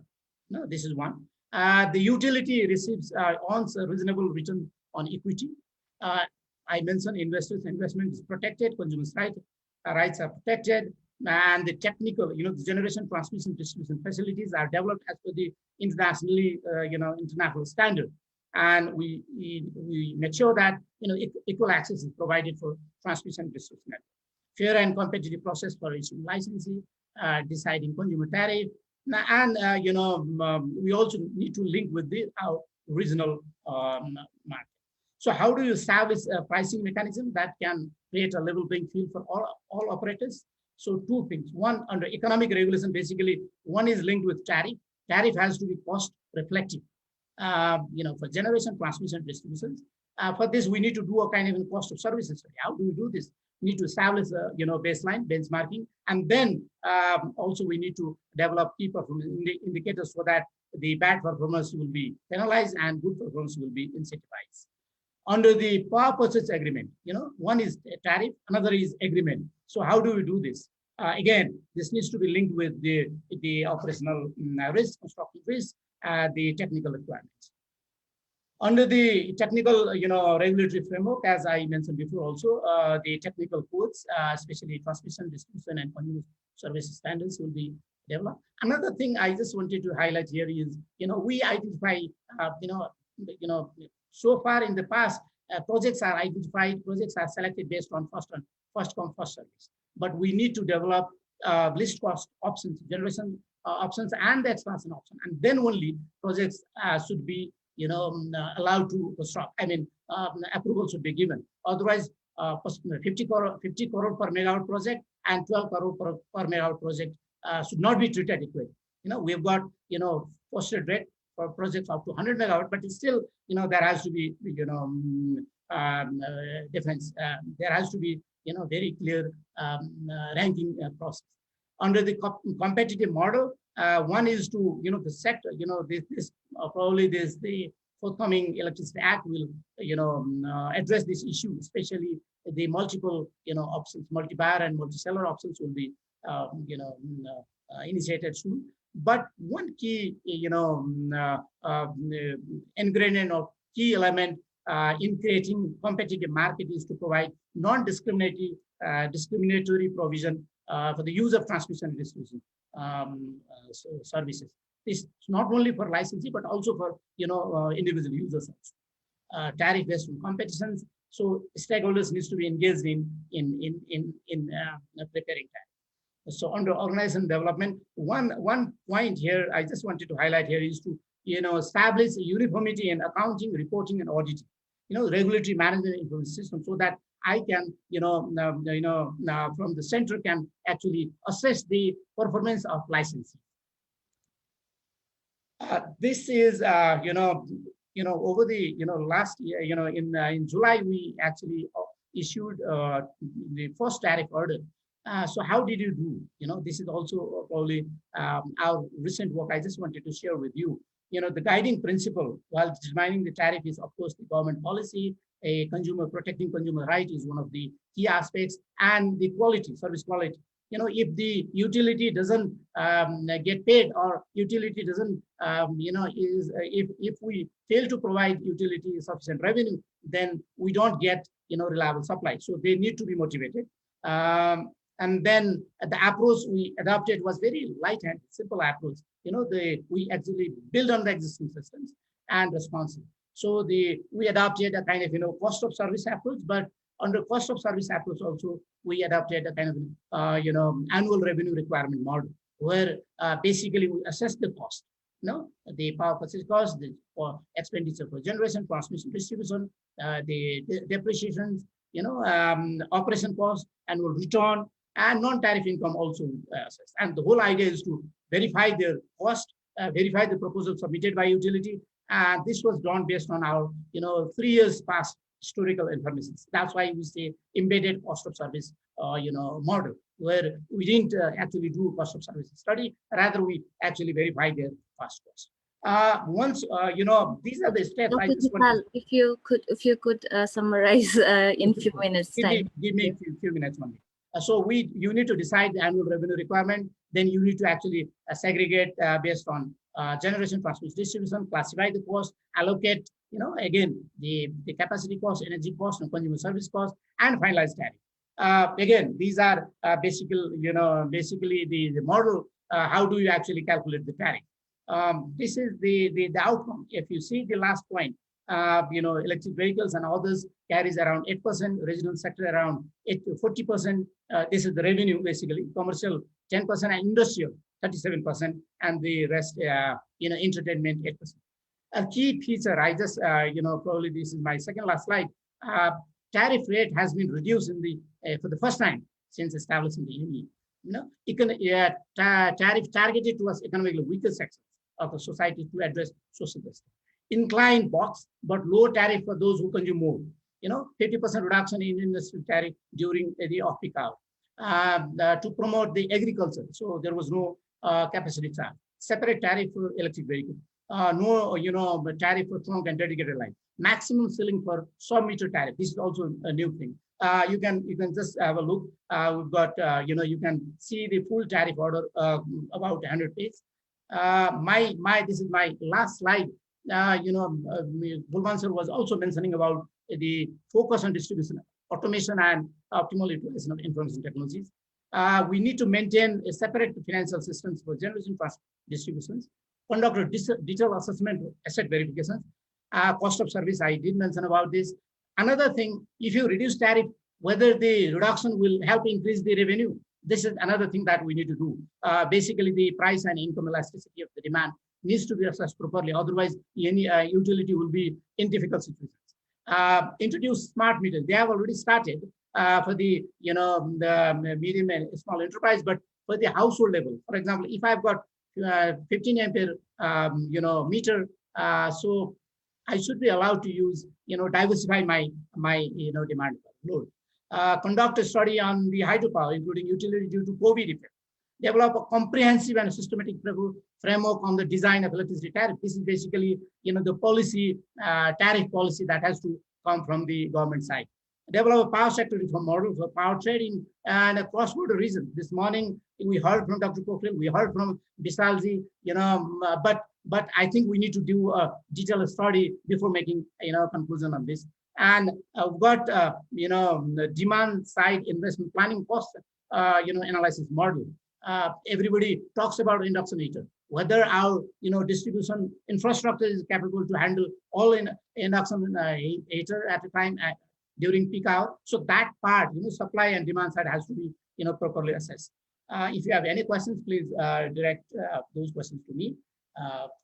Yes, thank you very much. Thank you so much, Dr. Tital, for the presentation. It was a very interesting presentation. And I would also like to thank you, everyone. This was a very enriching and fulfilling session, lots of important takeaways. Let me now invite my co-chair, Mr. Kusal Gurung, to summarize the presentations. As I said earlier, we will be summarizing at the end of the session. So over to you, Mr. Gurung. Thank you, Barsha. due to very limited time, I will have to be very, very brief with my summarization. So please accept my apologies for that. We started this session with a keynote speech from Mr. Alan Michael Crichton, who gave an overview of electricity regulation framework in the Great Britain and share us how they are coping up with new challenges to operation of both the transmissions and distribution systems due to increasing supply of renewable energy in the grid and likewise the changing electricity demand. And then following up, there was another presentation from Mr. Kulman Gising, the former managing director of Nepal Electricity Authority, who highlighted the huge potential for electricity market for our production, both domestic consumption and also an opportunity to export to our energy hungry neighboring countries. Then we had another presentation from Mr. Surya Lamsal, who shared his thoughts on cross-border electricity infrastructure.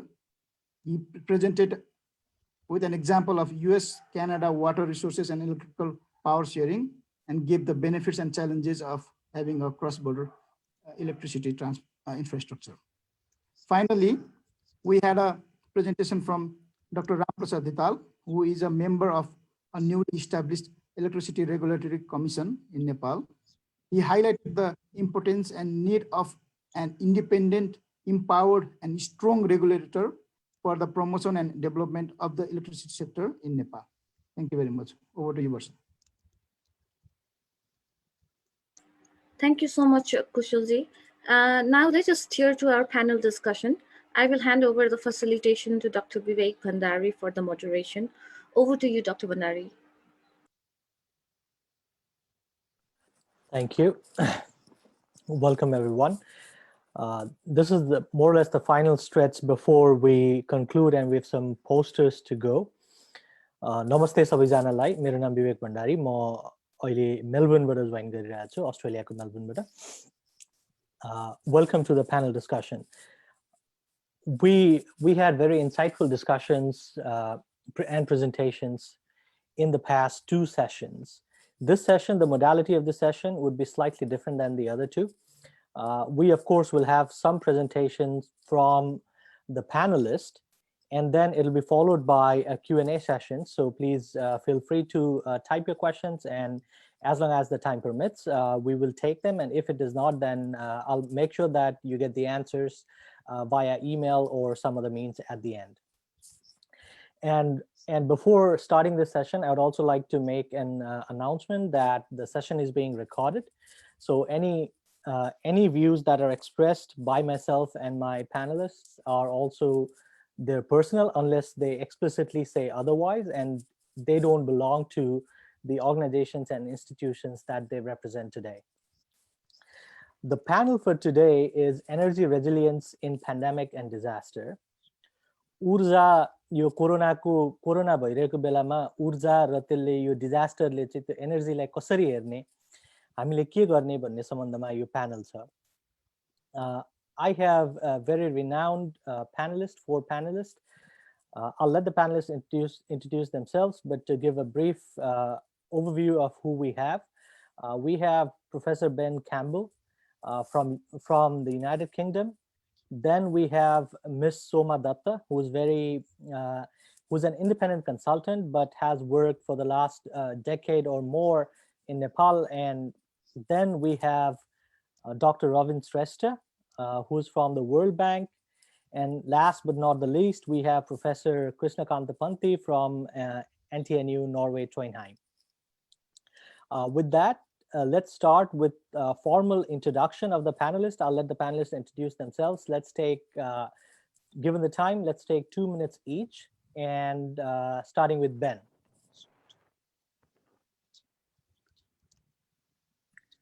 Hello, Vivek, can you hear me? Namaste, namaste, Kostosa. Nepali Satyarulai. I'm very pleased to be invited here to speak in this very important issue on this panel. So I'm from the University of Durham, Department of Anthropology, and the Durham Energy Institute. So I'll say more later. Ms. Soma?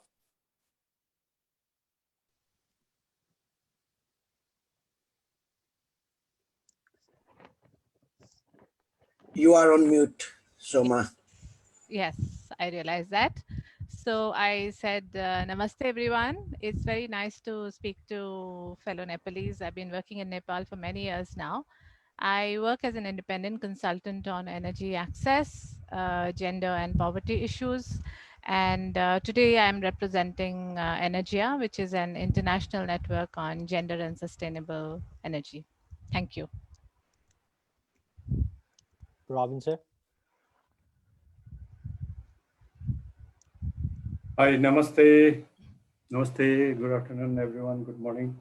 So my name is Rabin Shrestha, and currently I'm working with the World Bank as a senior energy specialist supporting transmission, distribution, solar projects in Nepal. So before joining World Bank, I was with NEA, and also I was an academician teaching in universities. Thank you. Thank you, Robin, sir. And Krishna, sir? Namaste. My name is Krishna Panthi.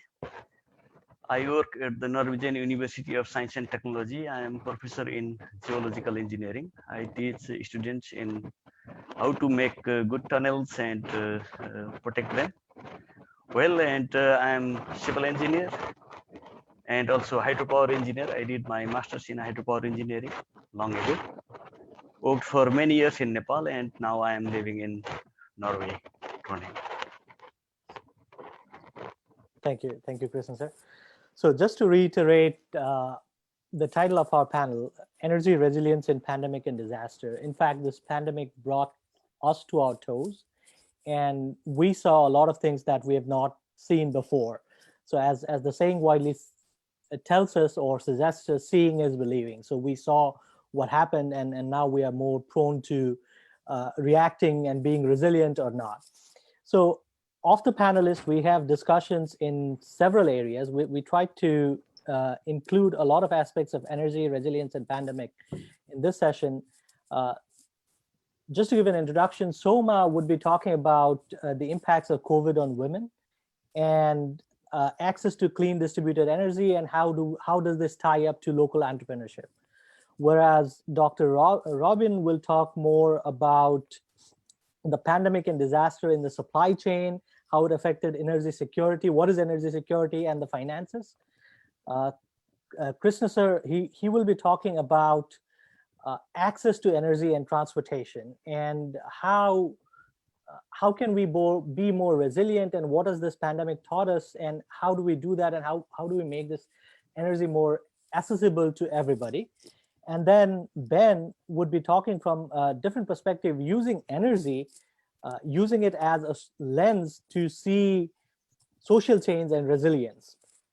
With that, let's start with Soma, and she will be presenting on the topic of impacts of COVID and women and entrepreneurship and energy resilience. Soma, the floor is you. Thank you so much. So let me take a minute to explain the organization that I represent today. Energia is an international network on gender and sustainable energy. So it works on issues like, of course, clean cooking as expected, but also women's entrepreneurship, employment, leadership, etc. in the energy sector. This network currently works in 18 countries now, and Nepal is one of them. Nepal is one of the oldest partners, and we have ongoing programs in 12 countries in Asia and Africa.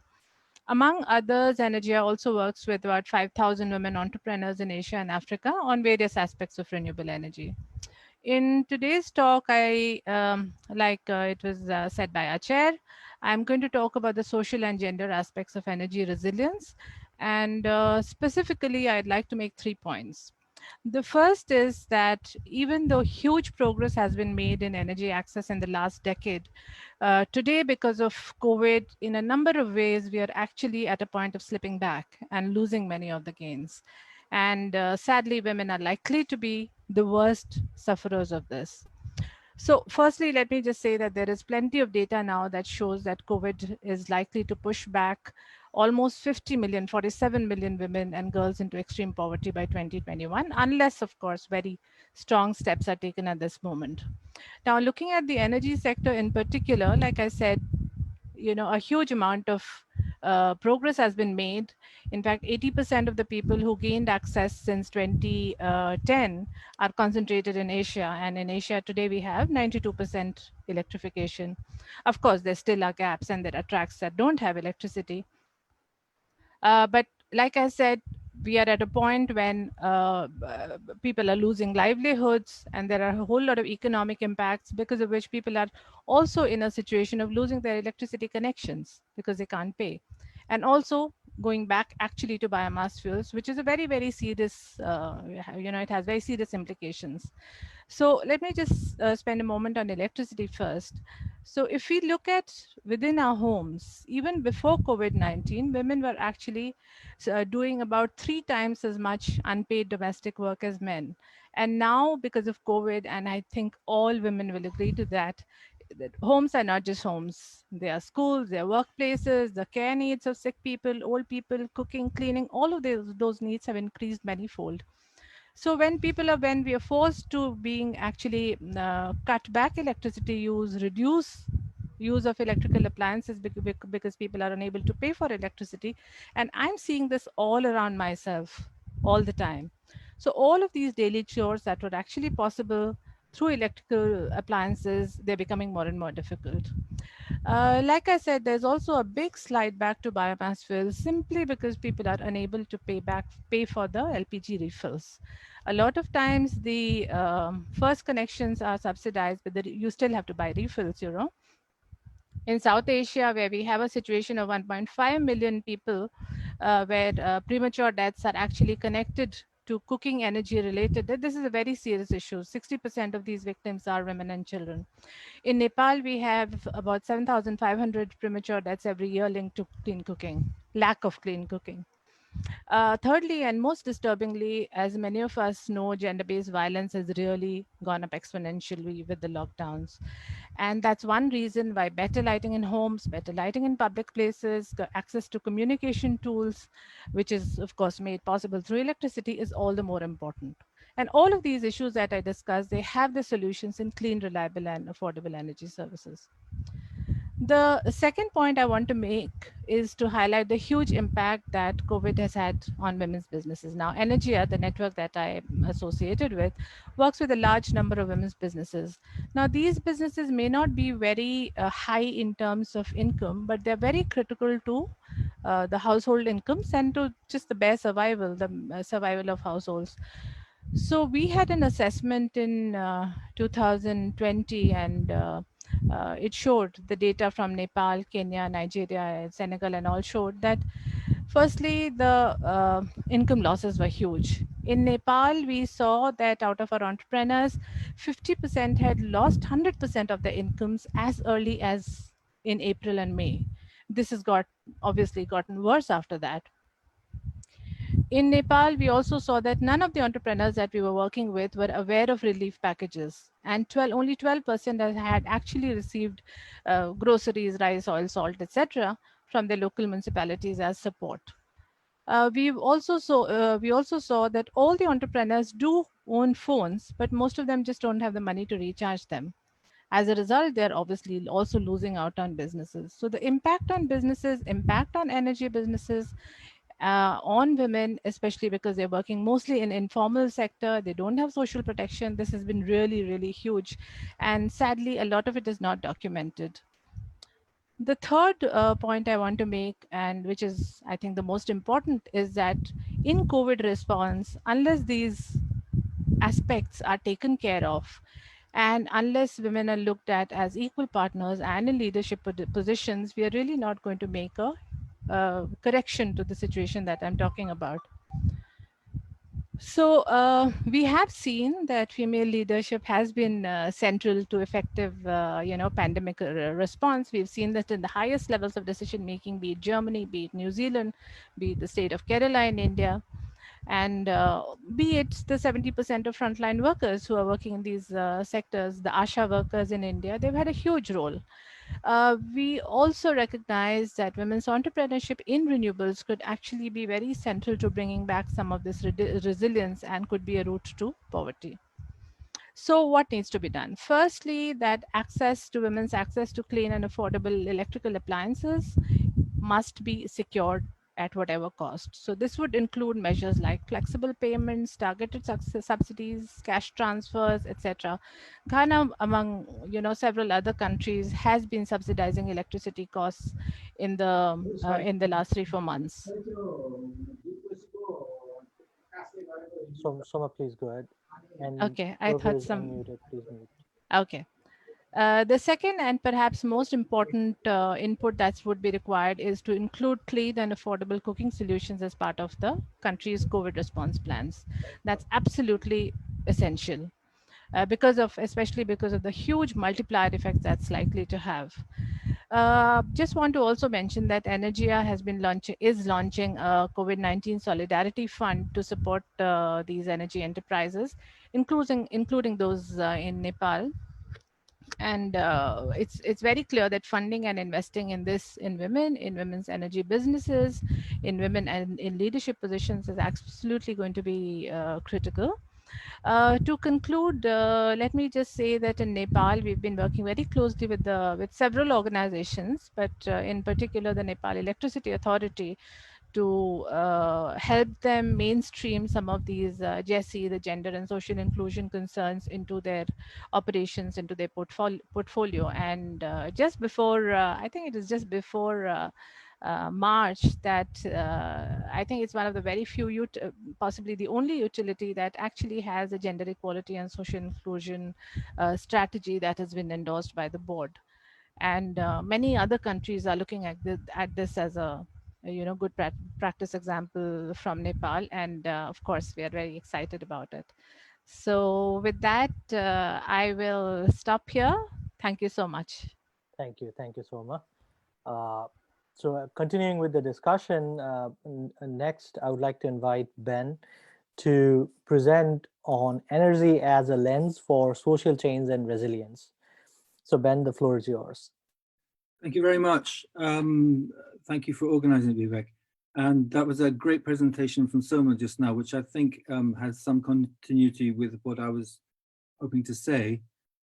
So my perspective, I'm a social anthropologist, so I'm looking at energy and society relations. This is something which I teach also at Durham University. So looking at energy in a relational paradigm, and therefore looking at the analogies that exist between social and potential differences, you might say.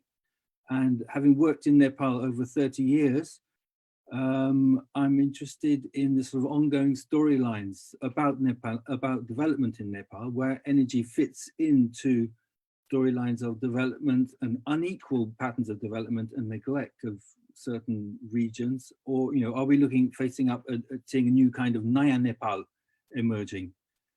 And I think it's important to look at different scales of focus, so we can think about Nepal and put it in fact, as the previous presentations were doing really nicely, putting it in a sort of in a regional context of energopolitics, as it were. And then also another scale is Kathmandu in relation to the cities and villages beyond the valley. And then within the household, I mean, this picks up on what Soma was just saying. Who decides about domestic energy consumption? Is it Bauju or is it Budget? And I think what I would be hoping to assist in moving the discussion on would be to think about innovative potential for energy resilience. So this means engaging communities of users, understanding who those users are, what are their characteristics, looking at the possibilities for local decision-making practices. And I think I can't present on new research that I've been doing since the COVID phenomenon's been impacting people and communities, but how does energy fit in the new federal organization of Nepal? And is there particular kinds of agency possible from the Gaon Nagapalika, the municipalities. So what I can bring is some reflection on 3 projects that I've been working on, 3 kinds of thematic issues over the last decades. And we've heard about the return to slipping back, I think someone said, to biomass use. So I remember looking at the replacement of biomass by alternative fuels back in the 80s and 90s, kerosene, and then more recently LPG. And I've looked at the ways that programs to do with environmental protection agencies, especially around community forestry and the buffer zones of the national park programs, how they were including renewable energy or energy substitution instead of biomass.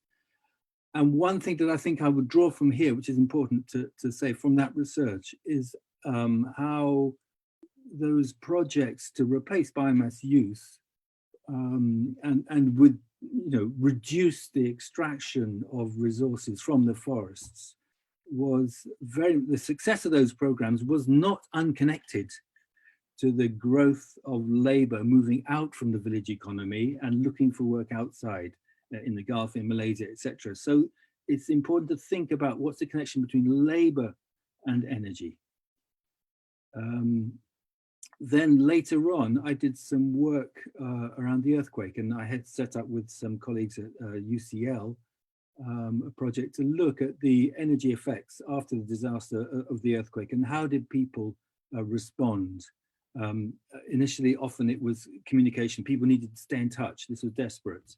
So all of a sudden, people I'm connected with were telling me they managed to have a friend, a cousin, or somebody in the next village who had a solar system whereby they could charge their phone and then communicate and say what's going on in the village and what do we need. And I wrote about this in a paper called Enhancing Community Resilience Using Renewable Energy in Nepal.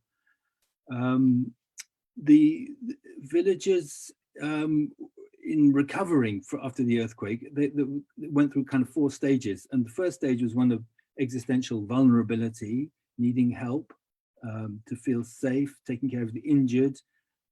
Secondly, was more about engaging community-based resourcefulness. And here is the wonderful story from Nepal, is how communities historically have managed to organize themselves in situations of disaster. And there are so many informal indigenous institutions of mutual help between households, within communities, which as an anthropologist, I'm fascinated to see being activated. And I saw these again happening in the rebuilding of villages after the earthquake. There's thirdly, the stage of making do, making cover, getting some kind of system back up and running in terms of energy connections. And then fourthly, it was engaging the state. So thinking about how the relation with the state can be better improved in terms of energy services. So I better move on. I don't want to take up too much time.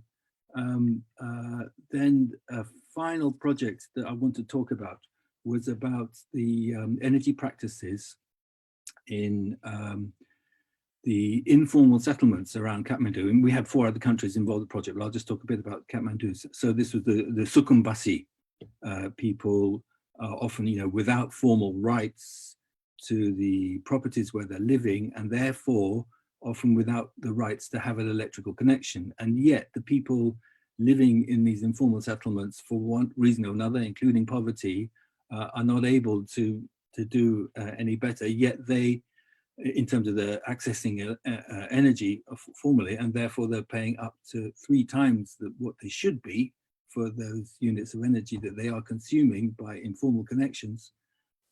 But they are full contributors to the urban city economy, and they're also citizens with voting rights, etc. So there's a very interesting way in which the tensions and struggles for recognition of these people as legitimate participants in urban society, and they have rights also to many kinds of urban services. So this came out in the research about how the agenda for energy access can be better communicated with different providers, different stakeholders within the idea of energy resilience in the urban context. And also this resonates with something someone was saying. At the same time, there was great interest, especially among women, for knowledge and training in how to improve safety practices, especially around wiring and how to avoid fires from cooking. So all the work that's being done about cooking and modern energy services in cooking is vital work there. So I don't have much time, so I think just to wrap it up in the conclusion, I think we all around the world, we've been in touch, we've been talking to each other, and we're all, with the pandemic, reconsidering what is our relationship with social practices of energy use. We were hearing that the prospect for livelihoods around the world, it's not looking great at all. And one wonders what sort of return to as the situation was previously is going to be possible, and what's going to be the implications for that migrant labor force that, you know, Nepali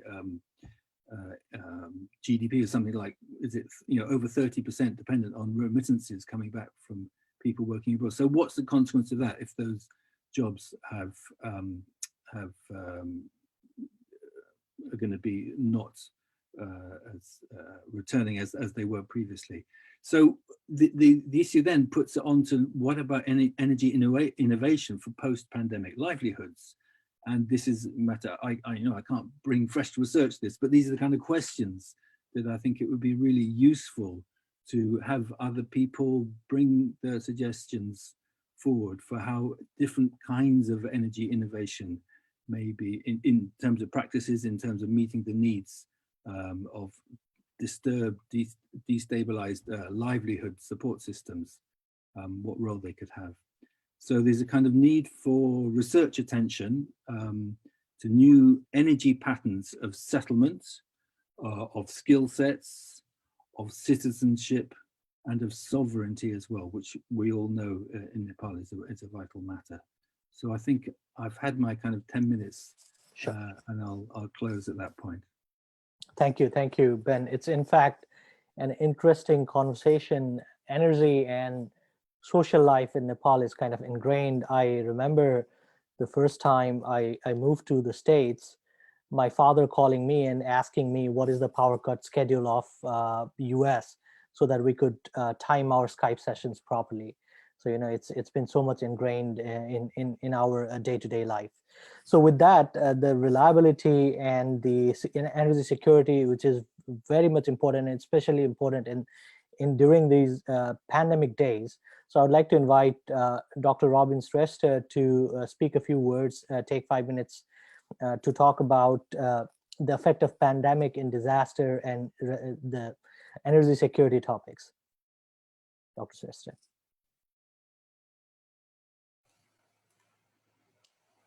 Thank you, Vivekji, and again, thank you once again for the organizer to allow me to speak, and also thank you, Vivekji.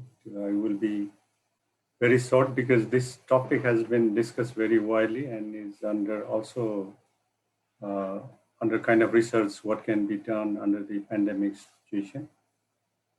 So I will be very brief. There has been a lot of study going on to analyze the impact of pandemic recently on particularly on energy security, utility, finances, etc., etc. So here I will sort of try to highlight some of the main issue under this situation. So for me, I have read a number of literature on the impact on the utility security due to pandemic. But sort of to me, I have a sort of two key messages or two key issues in this regard.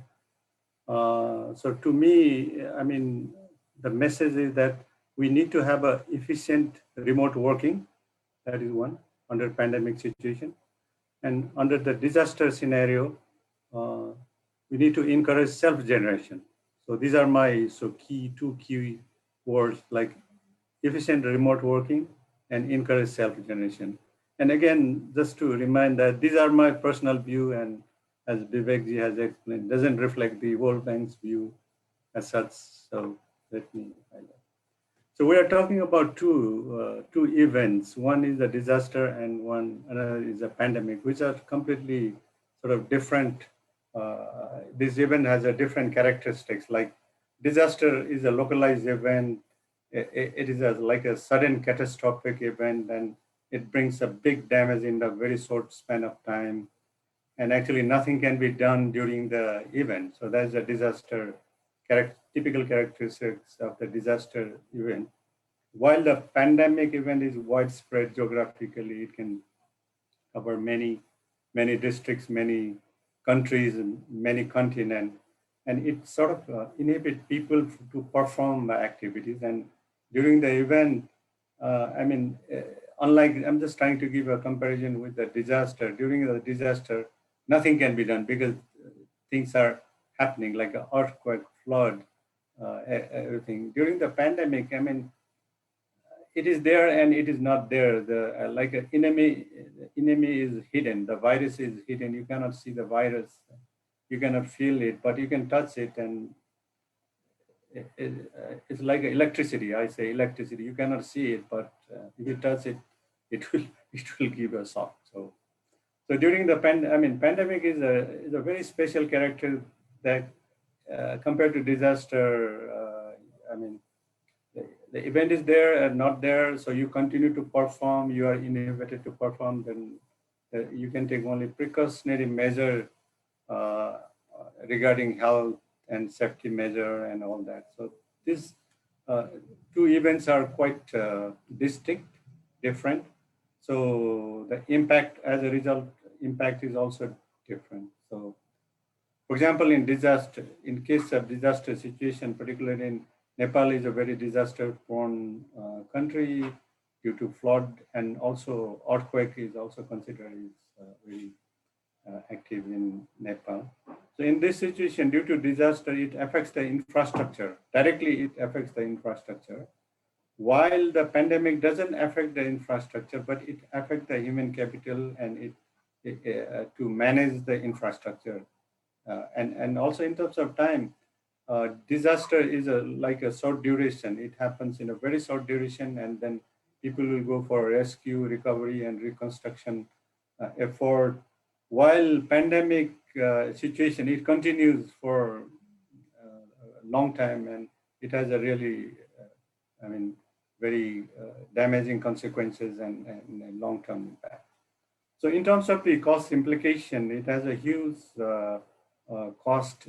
For example, in terms of disaster, when it occurs, it has a huge implication to reconstruct and restore the utility network, and it will seriously affect the utilities finances. While in case of a pandemic, it affects the supply chains, not due to the damage to the infrastructure like a transmission. Nothing is damaged.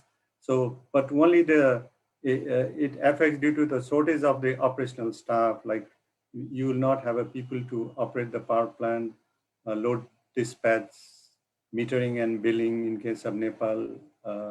It is not fully automated.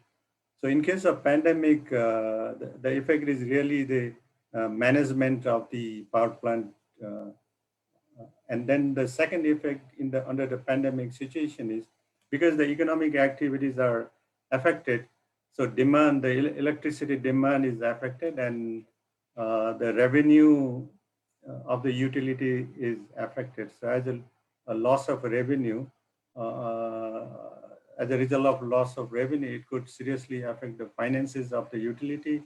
And then the utilities also has a continuous obligation to pay for the contractual payment. For example, in case of Nepal, the NEA has to continue to pay for the electricity purchase from the utility. There are take or pay sort of agreement. So that also has a serious impact under that.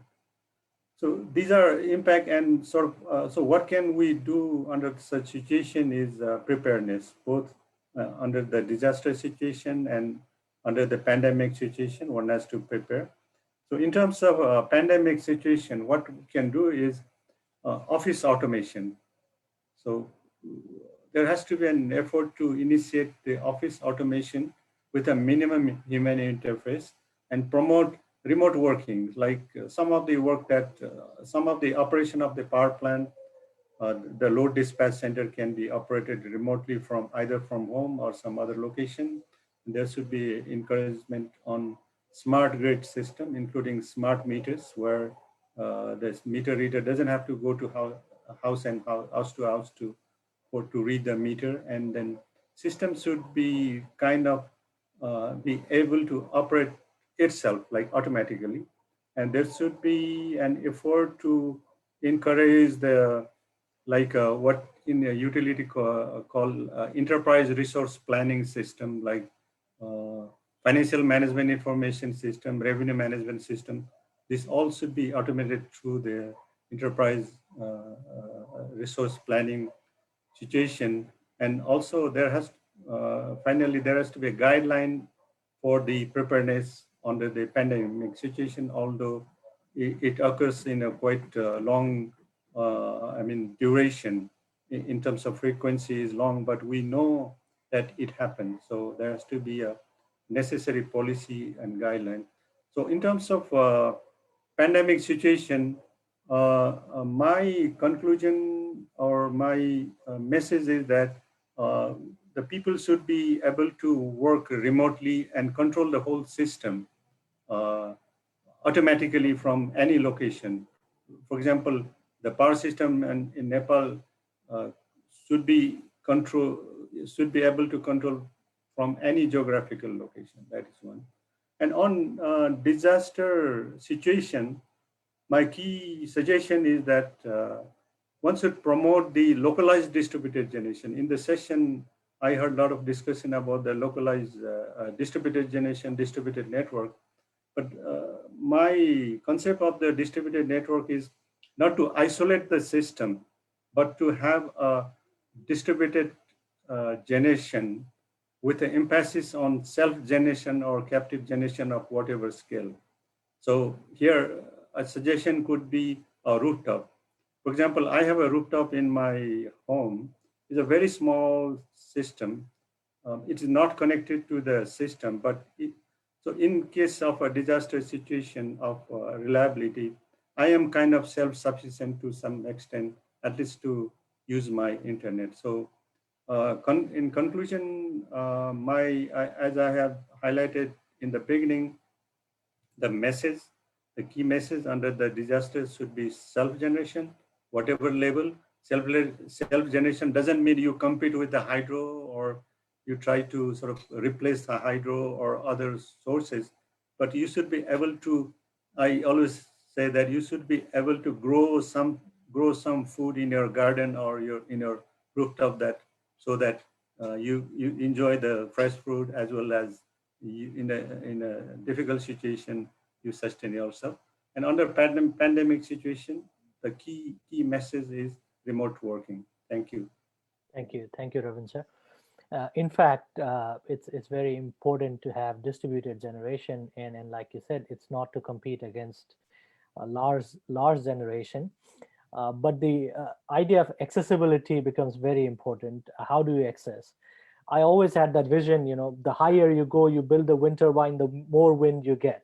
But what prevents building higher wind turbines is your road and access to road, because the trucks need to be able to move and move these turbines adequately. Same thing with any other form of energy. Access becomes very important. So now we have Dr. Krishnakanta Panthi from NTNU, who's working in this accessibility and how tunneling could help achieve Nepal for a better energy future. Dr. Panthi, the floor is yours.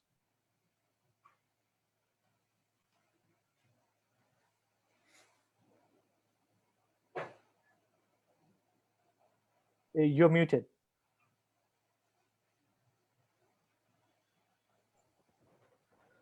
So what I will connect my presentation with is more to the education that will help to to minimize the risk related to disasters and pandemic. So today I will be discussing about rock and tunnel engineering education for resilience, energy, and infrastructure development in Nepal. Because we don't have such education aid in Nepal. So I will just go out of that. And you see here, this is a typical disaster caused by monsoon rain.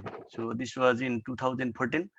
A huge landslide occurred at Jure in Sunkosi Valley, which dammed the Sunkosi River and damaged substantially Sunkosi hydropower project, and and created a huge lake upstream. So this is a typical disaster we meet every year in Nepal. So this year also there has been very dramatic monsoon rains and quite a lot of landslides along the roads and the villages.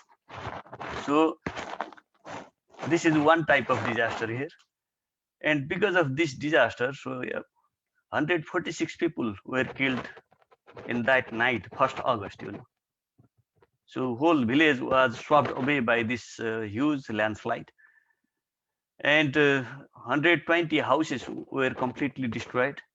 The part of the Araniko highway was destroyed.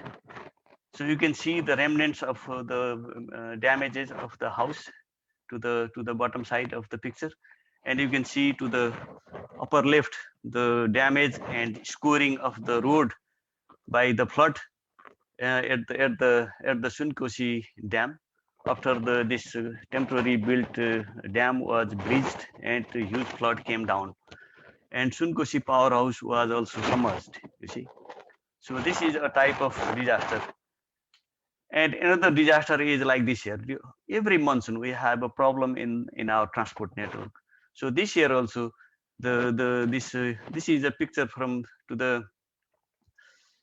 this Mugling Narayan Ghat road, where the huge slide came down and the road was blocked many times. So during pandemic, you have a supply chains that has been obstructed. Then it will be even more difficulties in living in Kathmandu Valley, for example. So this type of problem is very serious. And only this year, around 400 people have been killed because of landslides issues in Nepal. Okay. And if we look on the earthquake disasters in 2015, so you see here the landslide caused by earthquake. So many landslides during this central part of Nepal during the earthquake in 2015. So that has devastated in many areas. So it's a huge block of rock is rolling down, and that hits to the houses, and such type of things needs to be identified and checked. So therefore, we need a proper education to mitigate such type of disasters. And how these disasters and pandemic affect to the project, I can give two examples. So one is the Melamsi project. So in Nepal, what we have a problem is that political management is a huge problem. We are facing that for many decades. And when we have a weak political management, then it directly impacts to the project management. So to this planning of the Melamsi project was started in mid-80s, and then still it has not been finished. So it's a huge problem for us, not only related to the disaster and pandemic, but also to the management way, right? So because of this disaster, earthquake, and the pandemic, this project has been also influenced even further. Because during this earthquake, the contractor ran away, the consultant ran away from the country, and they did not wanted to work at the site. So it took many months to mobilize them again. Okay, and due to pandemic also, it is again same situation. People, they don't want to come to Nepal because it is very much affected, right? So the project will be even further delayed. So when we are dependent with foreign contractors and foreign consultants companies, so then the situation will be like this.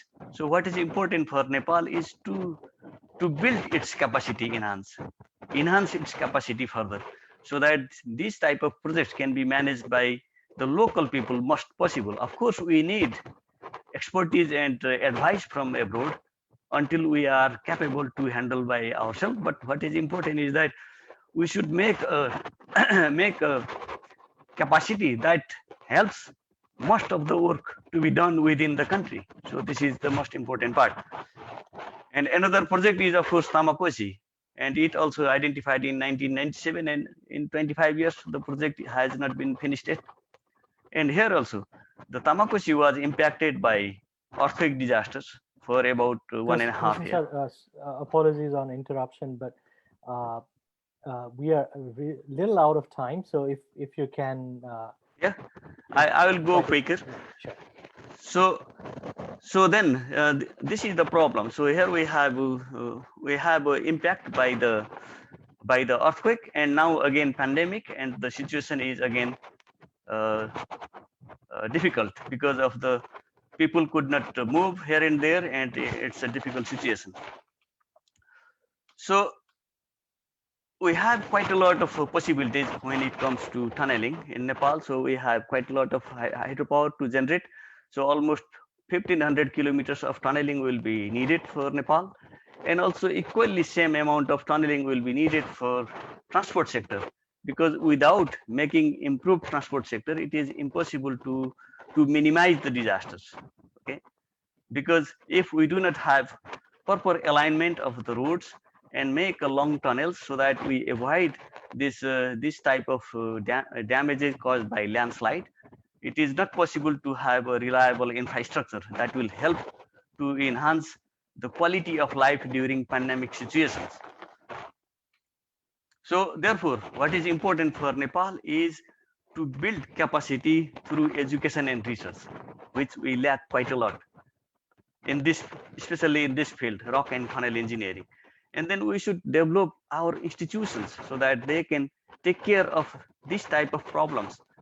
And then we should build our confidence so that we know that how to do the things, because Nepal is unique itself. Our topography is different, our geology is different. So that is a huge problem. So therefore, we started discussing about it, and recently we had a discussion about to start the MSc education in rock and tunnel engineering in Nepal, and we developed the curriculum for that, and the curriculum is there, and the Institute of Engineering has decided to start MSc education in rock and tunnel engineering in Pokhara, in IOE Pokhara, and the new batch is recruited, and they have started getting educations. Again, because of pandemic, this has been delayed. So this is the situation. So, but what is important in this sector is that this is a very practical based education, and we need to have a very relevant background professors. So where IOE should focus to develop their assistant professors, associate professors, to train them more towards this direction, so that they can give a very good and practical based education. So for now, we have asked the private sectors to help, giving some support in teaching, and then I am also trying to contribute from here. So, but what is important is that Nepal government should give more funding to the IOE, so that they can enhance their capacity, and also IOE can try to get international collaboration. And here NRNA can contribute quite a lot by giving their contacts and their knowledge, so that they can contribute to this program. And of course, the local institutions shall also collaborate in this sector. So what is important is that without making this type of gains or education and research based solving, we cannot come out of any pandemic and disaster situation. So this is the most important part. So, and then it is important to have a sustainable development. We should reduce external support as soon as possible and as much as possible, so that the local people have their knowledge and they focused in giving the right type of solution to the right type of to the topography and geology we have. So this is what I wanted to discuss with you. So this is my last slide, and you can see in last 10 years, almost 20,000 people have died because of the landslides in Nepal. So many of these disasters could be avoided if we have proper education and proper plan to identify the areas where landslide may occur and where they may be, so that people could be saved out of the disasters. Thank you very much. Thank you, Krishna sir, and again, apologies for pushing to make it fast. So just to conclude, we are out of time, but we have 2 questions for Dr. Robin. We will get back to these questions while the program continues, and we will answer these questions. But just as a wrap up, what I would like to wrap with a comment that this pandemic again has shown us, and now we are believing the importance of energy and its impacts and the social and technical repercussions of disasters and pandemics.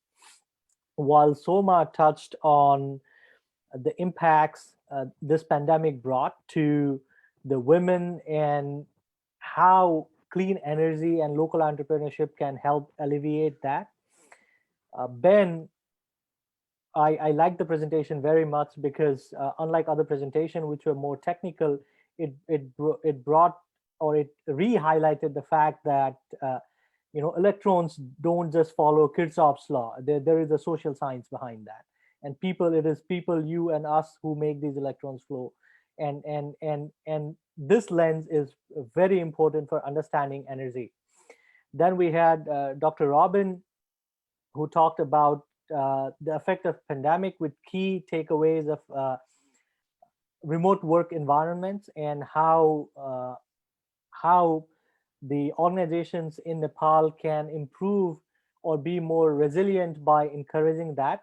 And of course, it has other issues that needs to be dealt off, like cybersecurities and all. But remote controlling of load dispatch or remote controlling of operations or some parts of operations is definitely possible. And once it is combined with DERs and local DERs, we become self-sufficient. Finally, Dr. Krishna brought an interesting fact that education and training within Nepal and educating our workforce to be ready to solve this crisis, to have more accessible form of energy is the key message that I want all of you to take out of this. And NRN would be able to support in these kind of endeavors by sharing the experiences like we are doing right now. Again, due to time, I would like to re-apologize and end this panel here and move on to the poster presentation. But please feel free if you have any other questions. I have 2 in front of me for Dr. Robin. We will get back to you on these questions while the posters are being displayed. Thank you, everybody. Thanks to the panelists. Thank you for joining. Thank you very much. Thank you so much, Dr. Vivek. Now I would like to ask our IT team to start showing off the presentation, poster presentation, starting with Suyesh Bhattarai.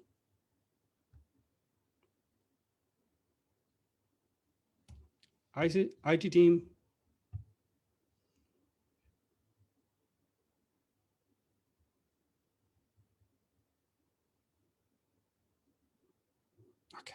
Attendees, I am Dr. Suyesh Bhattarai from Aston University. I'm presenting my work on rapid stochastic optimization of turbo machinery using lightweight EDT and SPH-based CFD engine. This work was done together with Professor Keshav Dahal and Dr. Parag Vichare from the University of the West of Scotland. Pelton turbines are hugely popular in Nepal because of their wide performance range and robustness. The efficiency of these turbines are 82 to 85%, but up to 96% is mathematically possible. The current designs are primarily based on 100 years old empirical calculation and experimentation. These do not include secondary flows, unsteady feeding, spray formation, interaction with components, and film flow. State-of-the-art volume-based computational fluid dynamics methods try to accommodate these problems in their modeling, but they are time-consuming and hence cannot be used with stochastic methods to optimize the surface. Fast Lagrangian solvers are particle-based solvers that are faster but way less accurate. They have been used together with stochastic methods, but their results have not been validated with physical experiments. They also use curve fitting techniques to generate the surface, but it restricts and dampens the improvements that could be achieved through stochastic methods. We propose a methodology using ADT for surface generation, SPH as a more accurate CFD engine, and genetic algorithms for optimization. We first define 3D space for 3D points cloud, such as this. Then we generate n number of random points, as shown with blue dots here.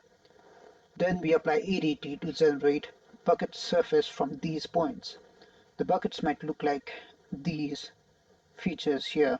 It could be totally random, or it could look like an existing bucket. Then we run the CFD solver with a generated bucket surface. We read the force values from the CFD solver as the fitness value, and we run the optimization engine. When the optimization criteria is reached, we stop with the optimization cycle.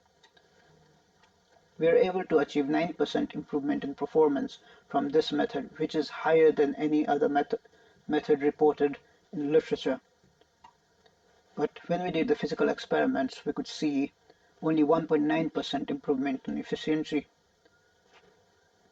We ran this optimization with 48 individuals through 15 generations to obtain this improvement. A single loop required 350 MB space and 51 hours on a 256 core GPU.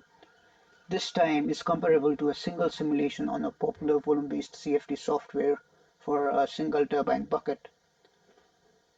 When you look at the existing bucket and optimized bucket figures here, you can clearly see the difference. The optimized bucket is slightly reduced in size, and it has this rectangular feature towards the root end. This would be very difficult to achieve with curve fitting techniques in optimization, whereas the existing bucket has mostly ellipsoidal features all around. Also, the splitter angle of the optimized bucket has reduced, and the exit angle has increased considerably. The contributions from this work can be reported as surface generation for optimization from point cloud without outliers, and coupling of SPH and in-house optimization engine, and the biggest of all is the optimized design of Pelton turbine bucket.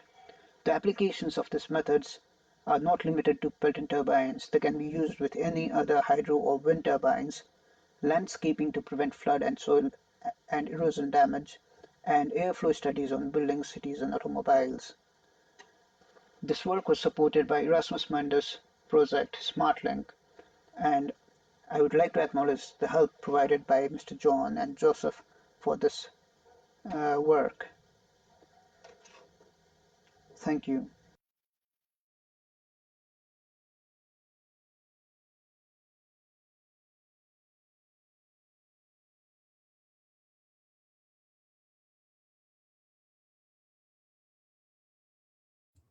The next.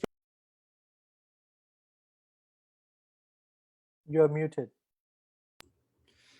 The next presentation will be from the Vikrant Koirala. It's also the poster presentation.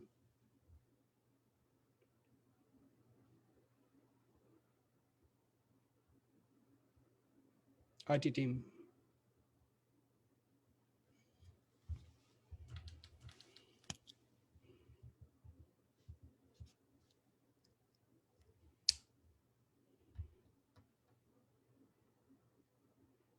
Hello everyone, today I'm going to present our work on modeling of RF energy harvester.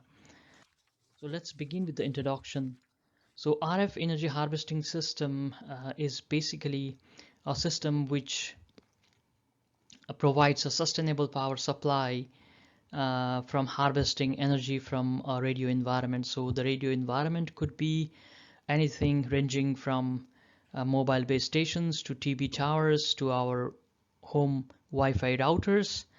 So these things harvest energy from the surrounding RF emitting devices and converts it to usable form of energy that can be used to power any low power consuming appliances. So basically, the power management system in RF energy harvester adopts two kind of strategy. Either they use harvest use strategy or harvest store use. So in harvest use, whatever energy that is harvested is directly used once it is harvested.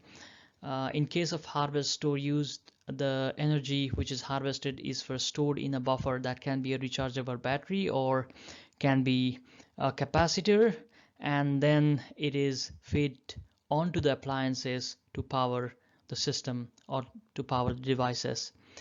So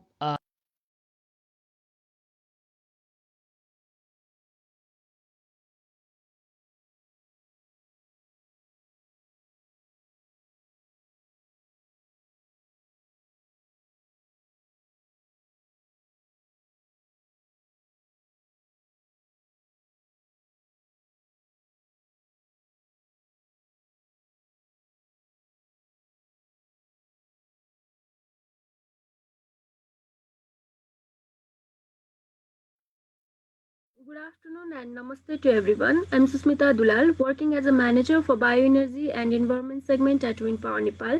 At this conference, I'll be sharing our findings on challenges and opportunities on commercial scale biogas development, co-authored by Mr. Kushal Gurung, who himself is the co-founder and director of one of the largest commercial scale biogas plant in Nepal. Now, beginning with the introduction, biogas technology was introduced for the first time in Nepal in 1955, and its wide-scale implementation was observed after the establishment of biogas support program in 1992. Till date, over 0.3 million domestic biogas plant has been built in the country, and with better technologies, biogas can be scaled up in size, purified, and then compressed in cylinders, or can be used in generating electricity. Commercial biogas project is newly introduced in Nepal, and in recent times, the government has also begun promoting commercial scale biogas production through subsidy and technical assistance. However, with new technology, there are some obvious challenges that needs to be addressed. The major objective of this research is to explore the challenges and opportunities of commercial large biogas projects in Nepal using Gandaki Urja as a case study. This research is based on in-depth interview of Gandaki Urja team. So let me briefly introduce the Gandaki Urja project with you. It is located at Pokhara. It has the capacity to process 45 tons of organic waste per day. If operated in full scale, it produces 1600 kgs of purified gas and around 15 tons per day of organic fertilizer. The total investment is in the project is about 250 million. Now, moving on to the results. There are several challenges for commercial biogas development in Nepal, such as delays in getting environmental and other legal clearances. In case of Gandaki Urja, it took almost a year to get environmental clearance from Department of Industry, and a major limitation as identified is a lack of coordination between the concerned authorities. Land availability and high installation cost. High capital is invested to construct the biogas plant. In general, a biogas plant of 40 tons per day requires around 200 million investment, which is a huge amount to invest in such a new business. And also there is an issue of cost overrun. For example, in case of Gandaki Urja, the estimated cost for the project during DPR preparation was about 170 million, but at the time of project implementation, it reached to 250 million. Similarly, the next one is lack of skilled manpower. As mentioned earlier, commercial biogas is newly introduced in Nepal, and there is a lack of skilled human resources, especially to design and construct the biogas plant. As there is very little experience in commercial systems, we have to import the technicians, even when there are minor problems, which is very time consuming as well as costly. Similarly, Machinery and equipment import and unavailability of sales and service of equipment in Nepal is another challenge. We have to import the spare parts, which is again time consuming, and sometimes the plant will remain closed due to the long delivery time of such equipment, increasing the economic threat. Besides, the raw materials should be continuously fed in the plant during strike, public Okay, holidays, and I think we can stop challenging. and go for the next presentation.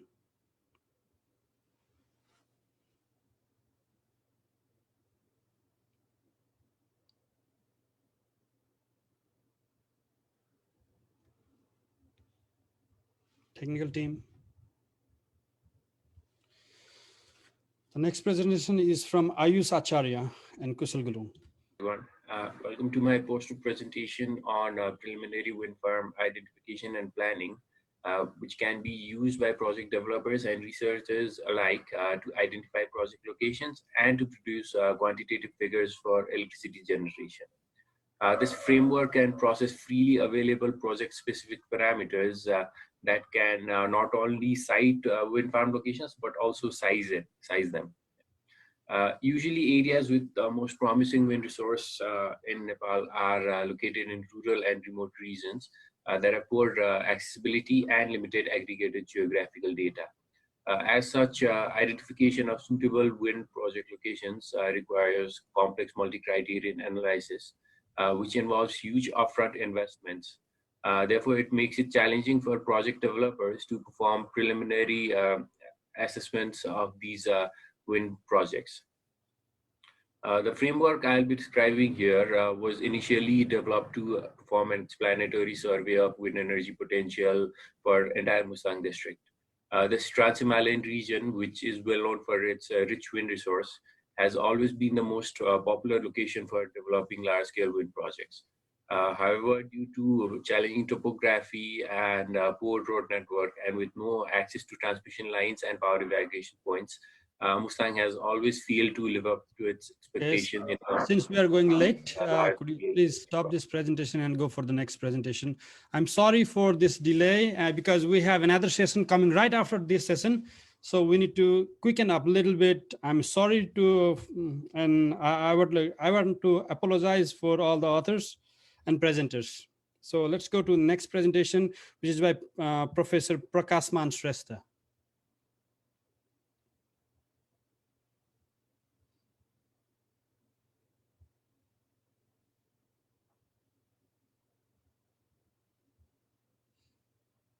Technical team.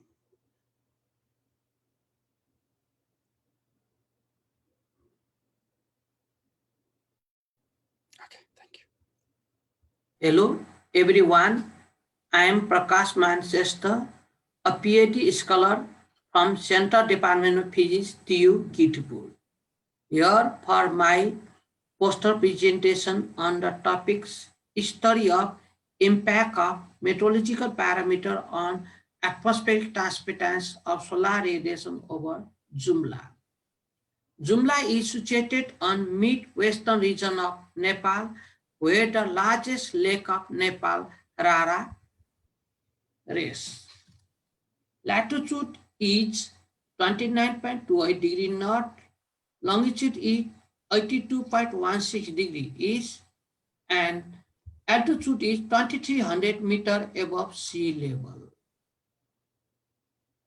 Jumla lies in alpine climatic zone. This is my poster presentation. Global solar radiation is measured with parameter. Those data are collected from Department of Hydrology and Meteorology for 3 years, 2011 AD to 2013 AD. Other parameters are taken from various websites shown in poster. Atmospheric transmittance is ratio of amount of solar energy incident on ground to amount of solar energy incident on upper layer of atmosphere. The required graphs are shown in the poster. First graph shows multivariation of global solar radiation. It has maximum pallium. Second graph shows multivariation of solar radiation, solar insulation. Third graph shows multivariation of clearness of index. Fourth graph shows multivariation of atmospheric transmittance. Other 5 graph shows multivariation of atmospheric transmittance of ozone, atmospheric transmittance of gas mixture, atmospheric transmittance of raylight scattering, atmospheric transmittance of water vapor, atmospheric transmittance of aerosol. Remaining 7 graphs shows variation of atmospheric Okay, transmittance. I think we have to maximum also stop this temperature. presentation as we have 2 more presentations to go, and the concluding remarks. We have already run out of our time. We are like, and there is another session as I mentioned. Please, technical team, please run Yaju Raj Bhandari's presentation.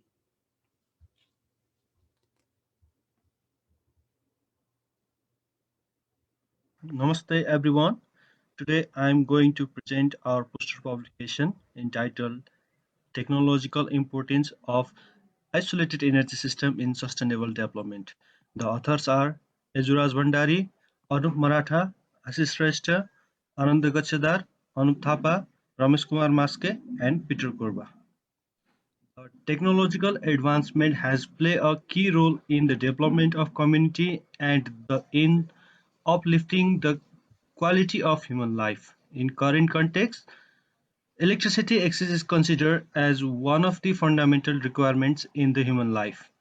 There are various applications area of electricity in the human life, such as lighting, industries, transportations, communications, etc. But in rural community of developing countries like Nepal, electricity is mainly used for the lighting purpose. However, there are a big proportion of people who are not in access to these technological facilities and the electricity. In addition, the developed energy system here in rural Nepal were designed and implemented for a fundamental demand, but the technological advancement has pushed the demand. Also, the demand pattern is not uniform, which results various complexity during operation and management of the energy systems. Because of the geographical difficulties, a big proportion of peoples are unable to connect with the national grid and forced to use some form of alternative energy source. Micro and mini hydropower plants, solar photovoltaics, wind turbine are the popular form of energy resource for these remote areas. Provided figure present the trend of installation of isolated energy system in rural Nepal from 2016 to 2018. However, these independent energy sources has limitations such as poor reliability and stability. Most of these energy system faces the problem of supply deficit during peak period and excess energy during off-peak period. Currently, the Nepal Electricity Authority is rigorously work on rural electrification by the grid extension, which affects more than 90 micro and mini hydropower plants with net capacity of 2.7 megawatts. Development of renewable energy has become crucial to increase electricity access.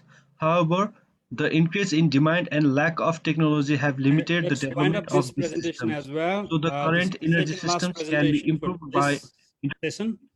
Technical team, can you run Dilip Bhattarai Upadhyay's presentation? This is the last poster presentation for this session.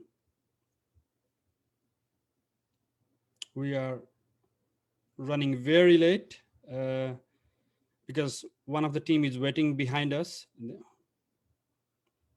So the last presentation will be from Dilip Bhattarai Upadhyay from Kathmandu University with the topic comparative analysis of different types of diffusers for micro wind turbine. Technical team.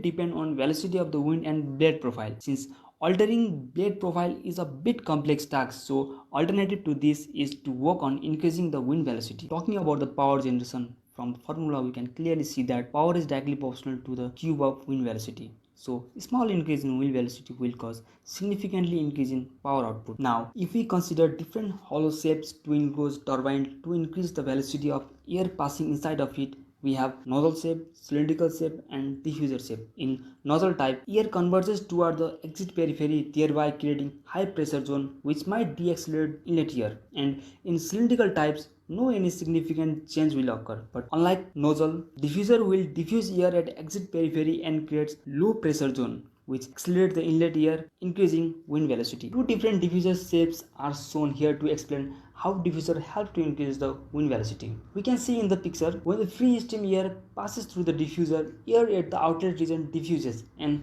develop small vortices. The region near vortex would have typically lower pressure where the suction force will be found by the vortex. As a result, air at the inlet region get accelerated toward outlet region due to the pressure difference, thereby increasing air velocity inside the diffuser. Thus, bare wind turbine enclosed by diffuser, also called as diffuser augmented wind turbine, are more efficient. Diffuser augmented micro wind turbine. With comparison to bare wind turbine, diffuser augmented wind turbine is found to be more efficient in context to power generation. In addition to efficiency, diffuser also helps in reducing turbine noise, helps yaw control, and improve safety in case of breaking a blade. Adding diffuser to bare wind turbine I think increases we'll stop jack it force here due to and early we'll wrap structure up this and session. increase in cost, due to which diffuser is recommended.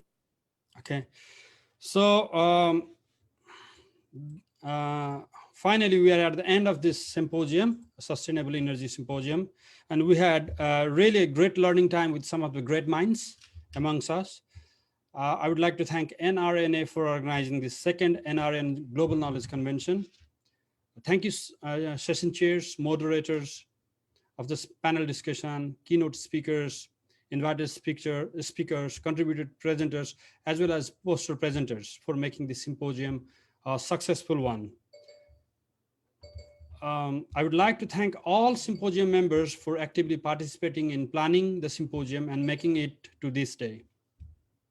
The summary of each presenters and panelists will be put as a recommendation to NRNA as well as to the government of Nepal.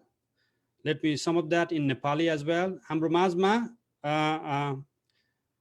NRN ICC प्रतिनिधि लोक दहाल हुनुहुन्छ भने म उहाँलाई समय दिन चाहन्छु, छोटो समय। यदि हुनुहुन्न भने म यो सेसनलाई र्याप अप गर्न चाहन्छु। म उहाँलाई देखिरहेको छैन। Let me see it one more time. लोक दहालजी हुनुहुन्छ यहाँ हाम्रो माझमा? हुनुहुन्न? So with this, I think I would like to declare that the Sustainable Energy Symposium has officially come to an end.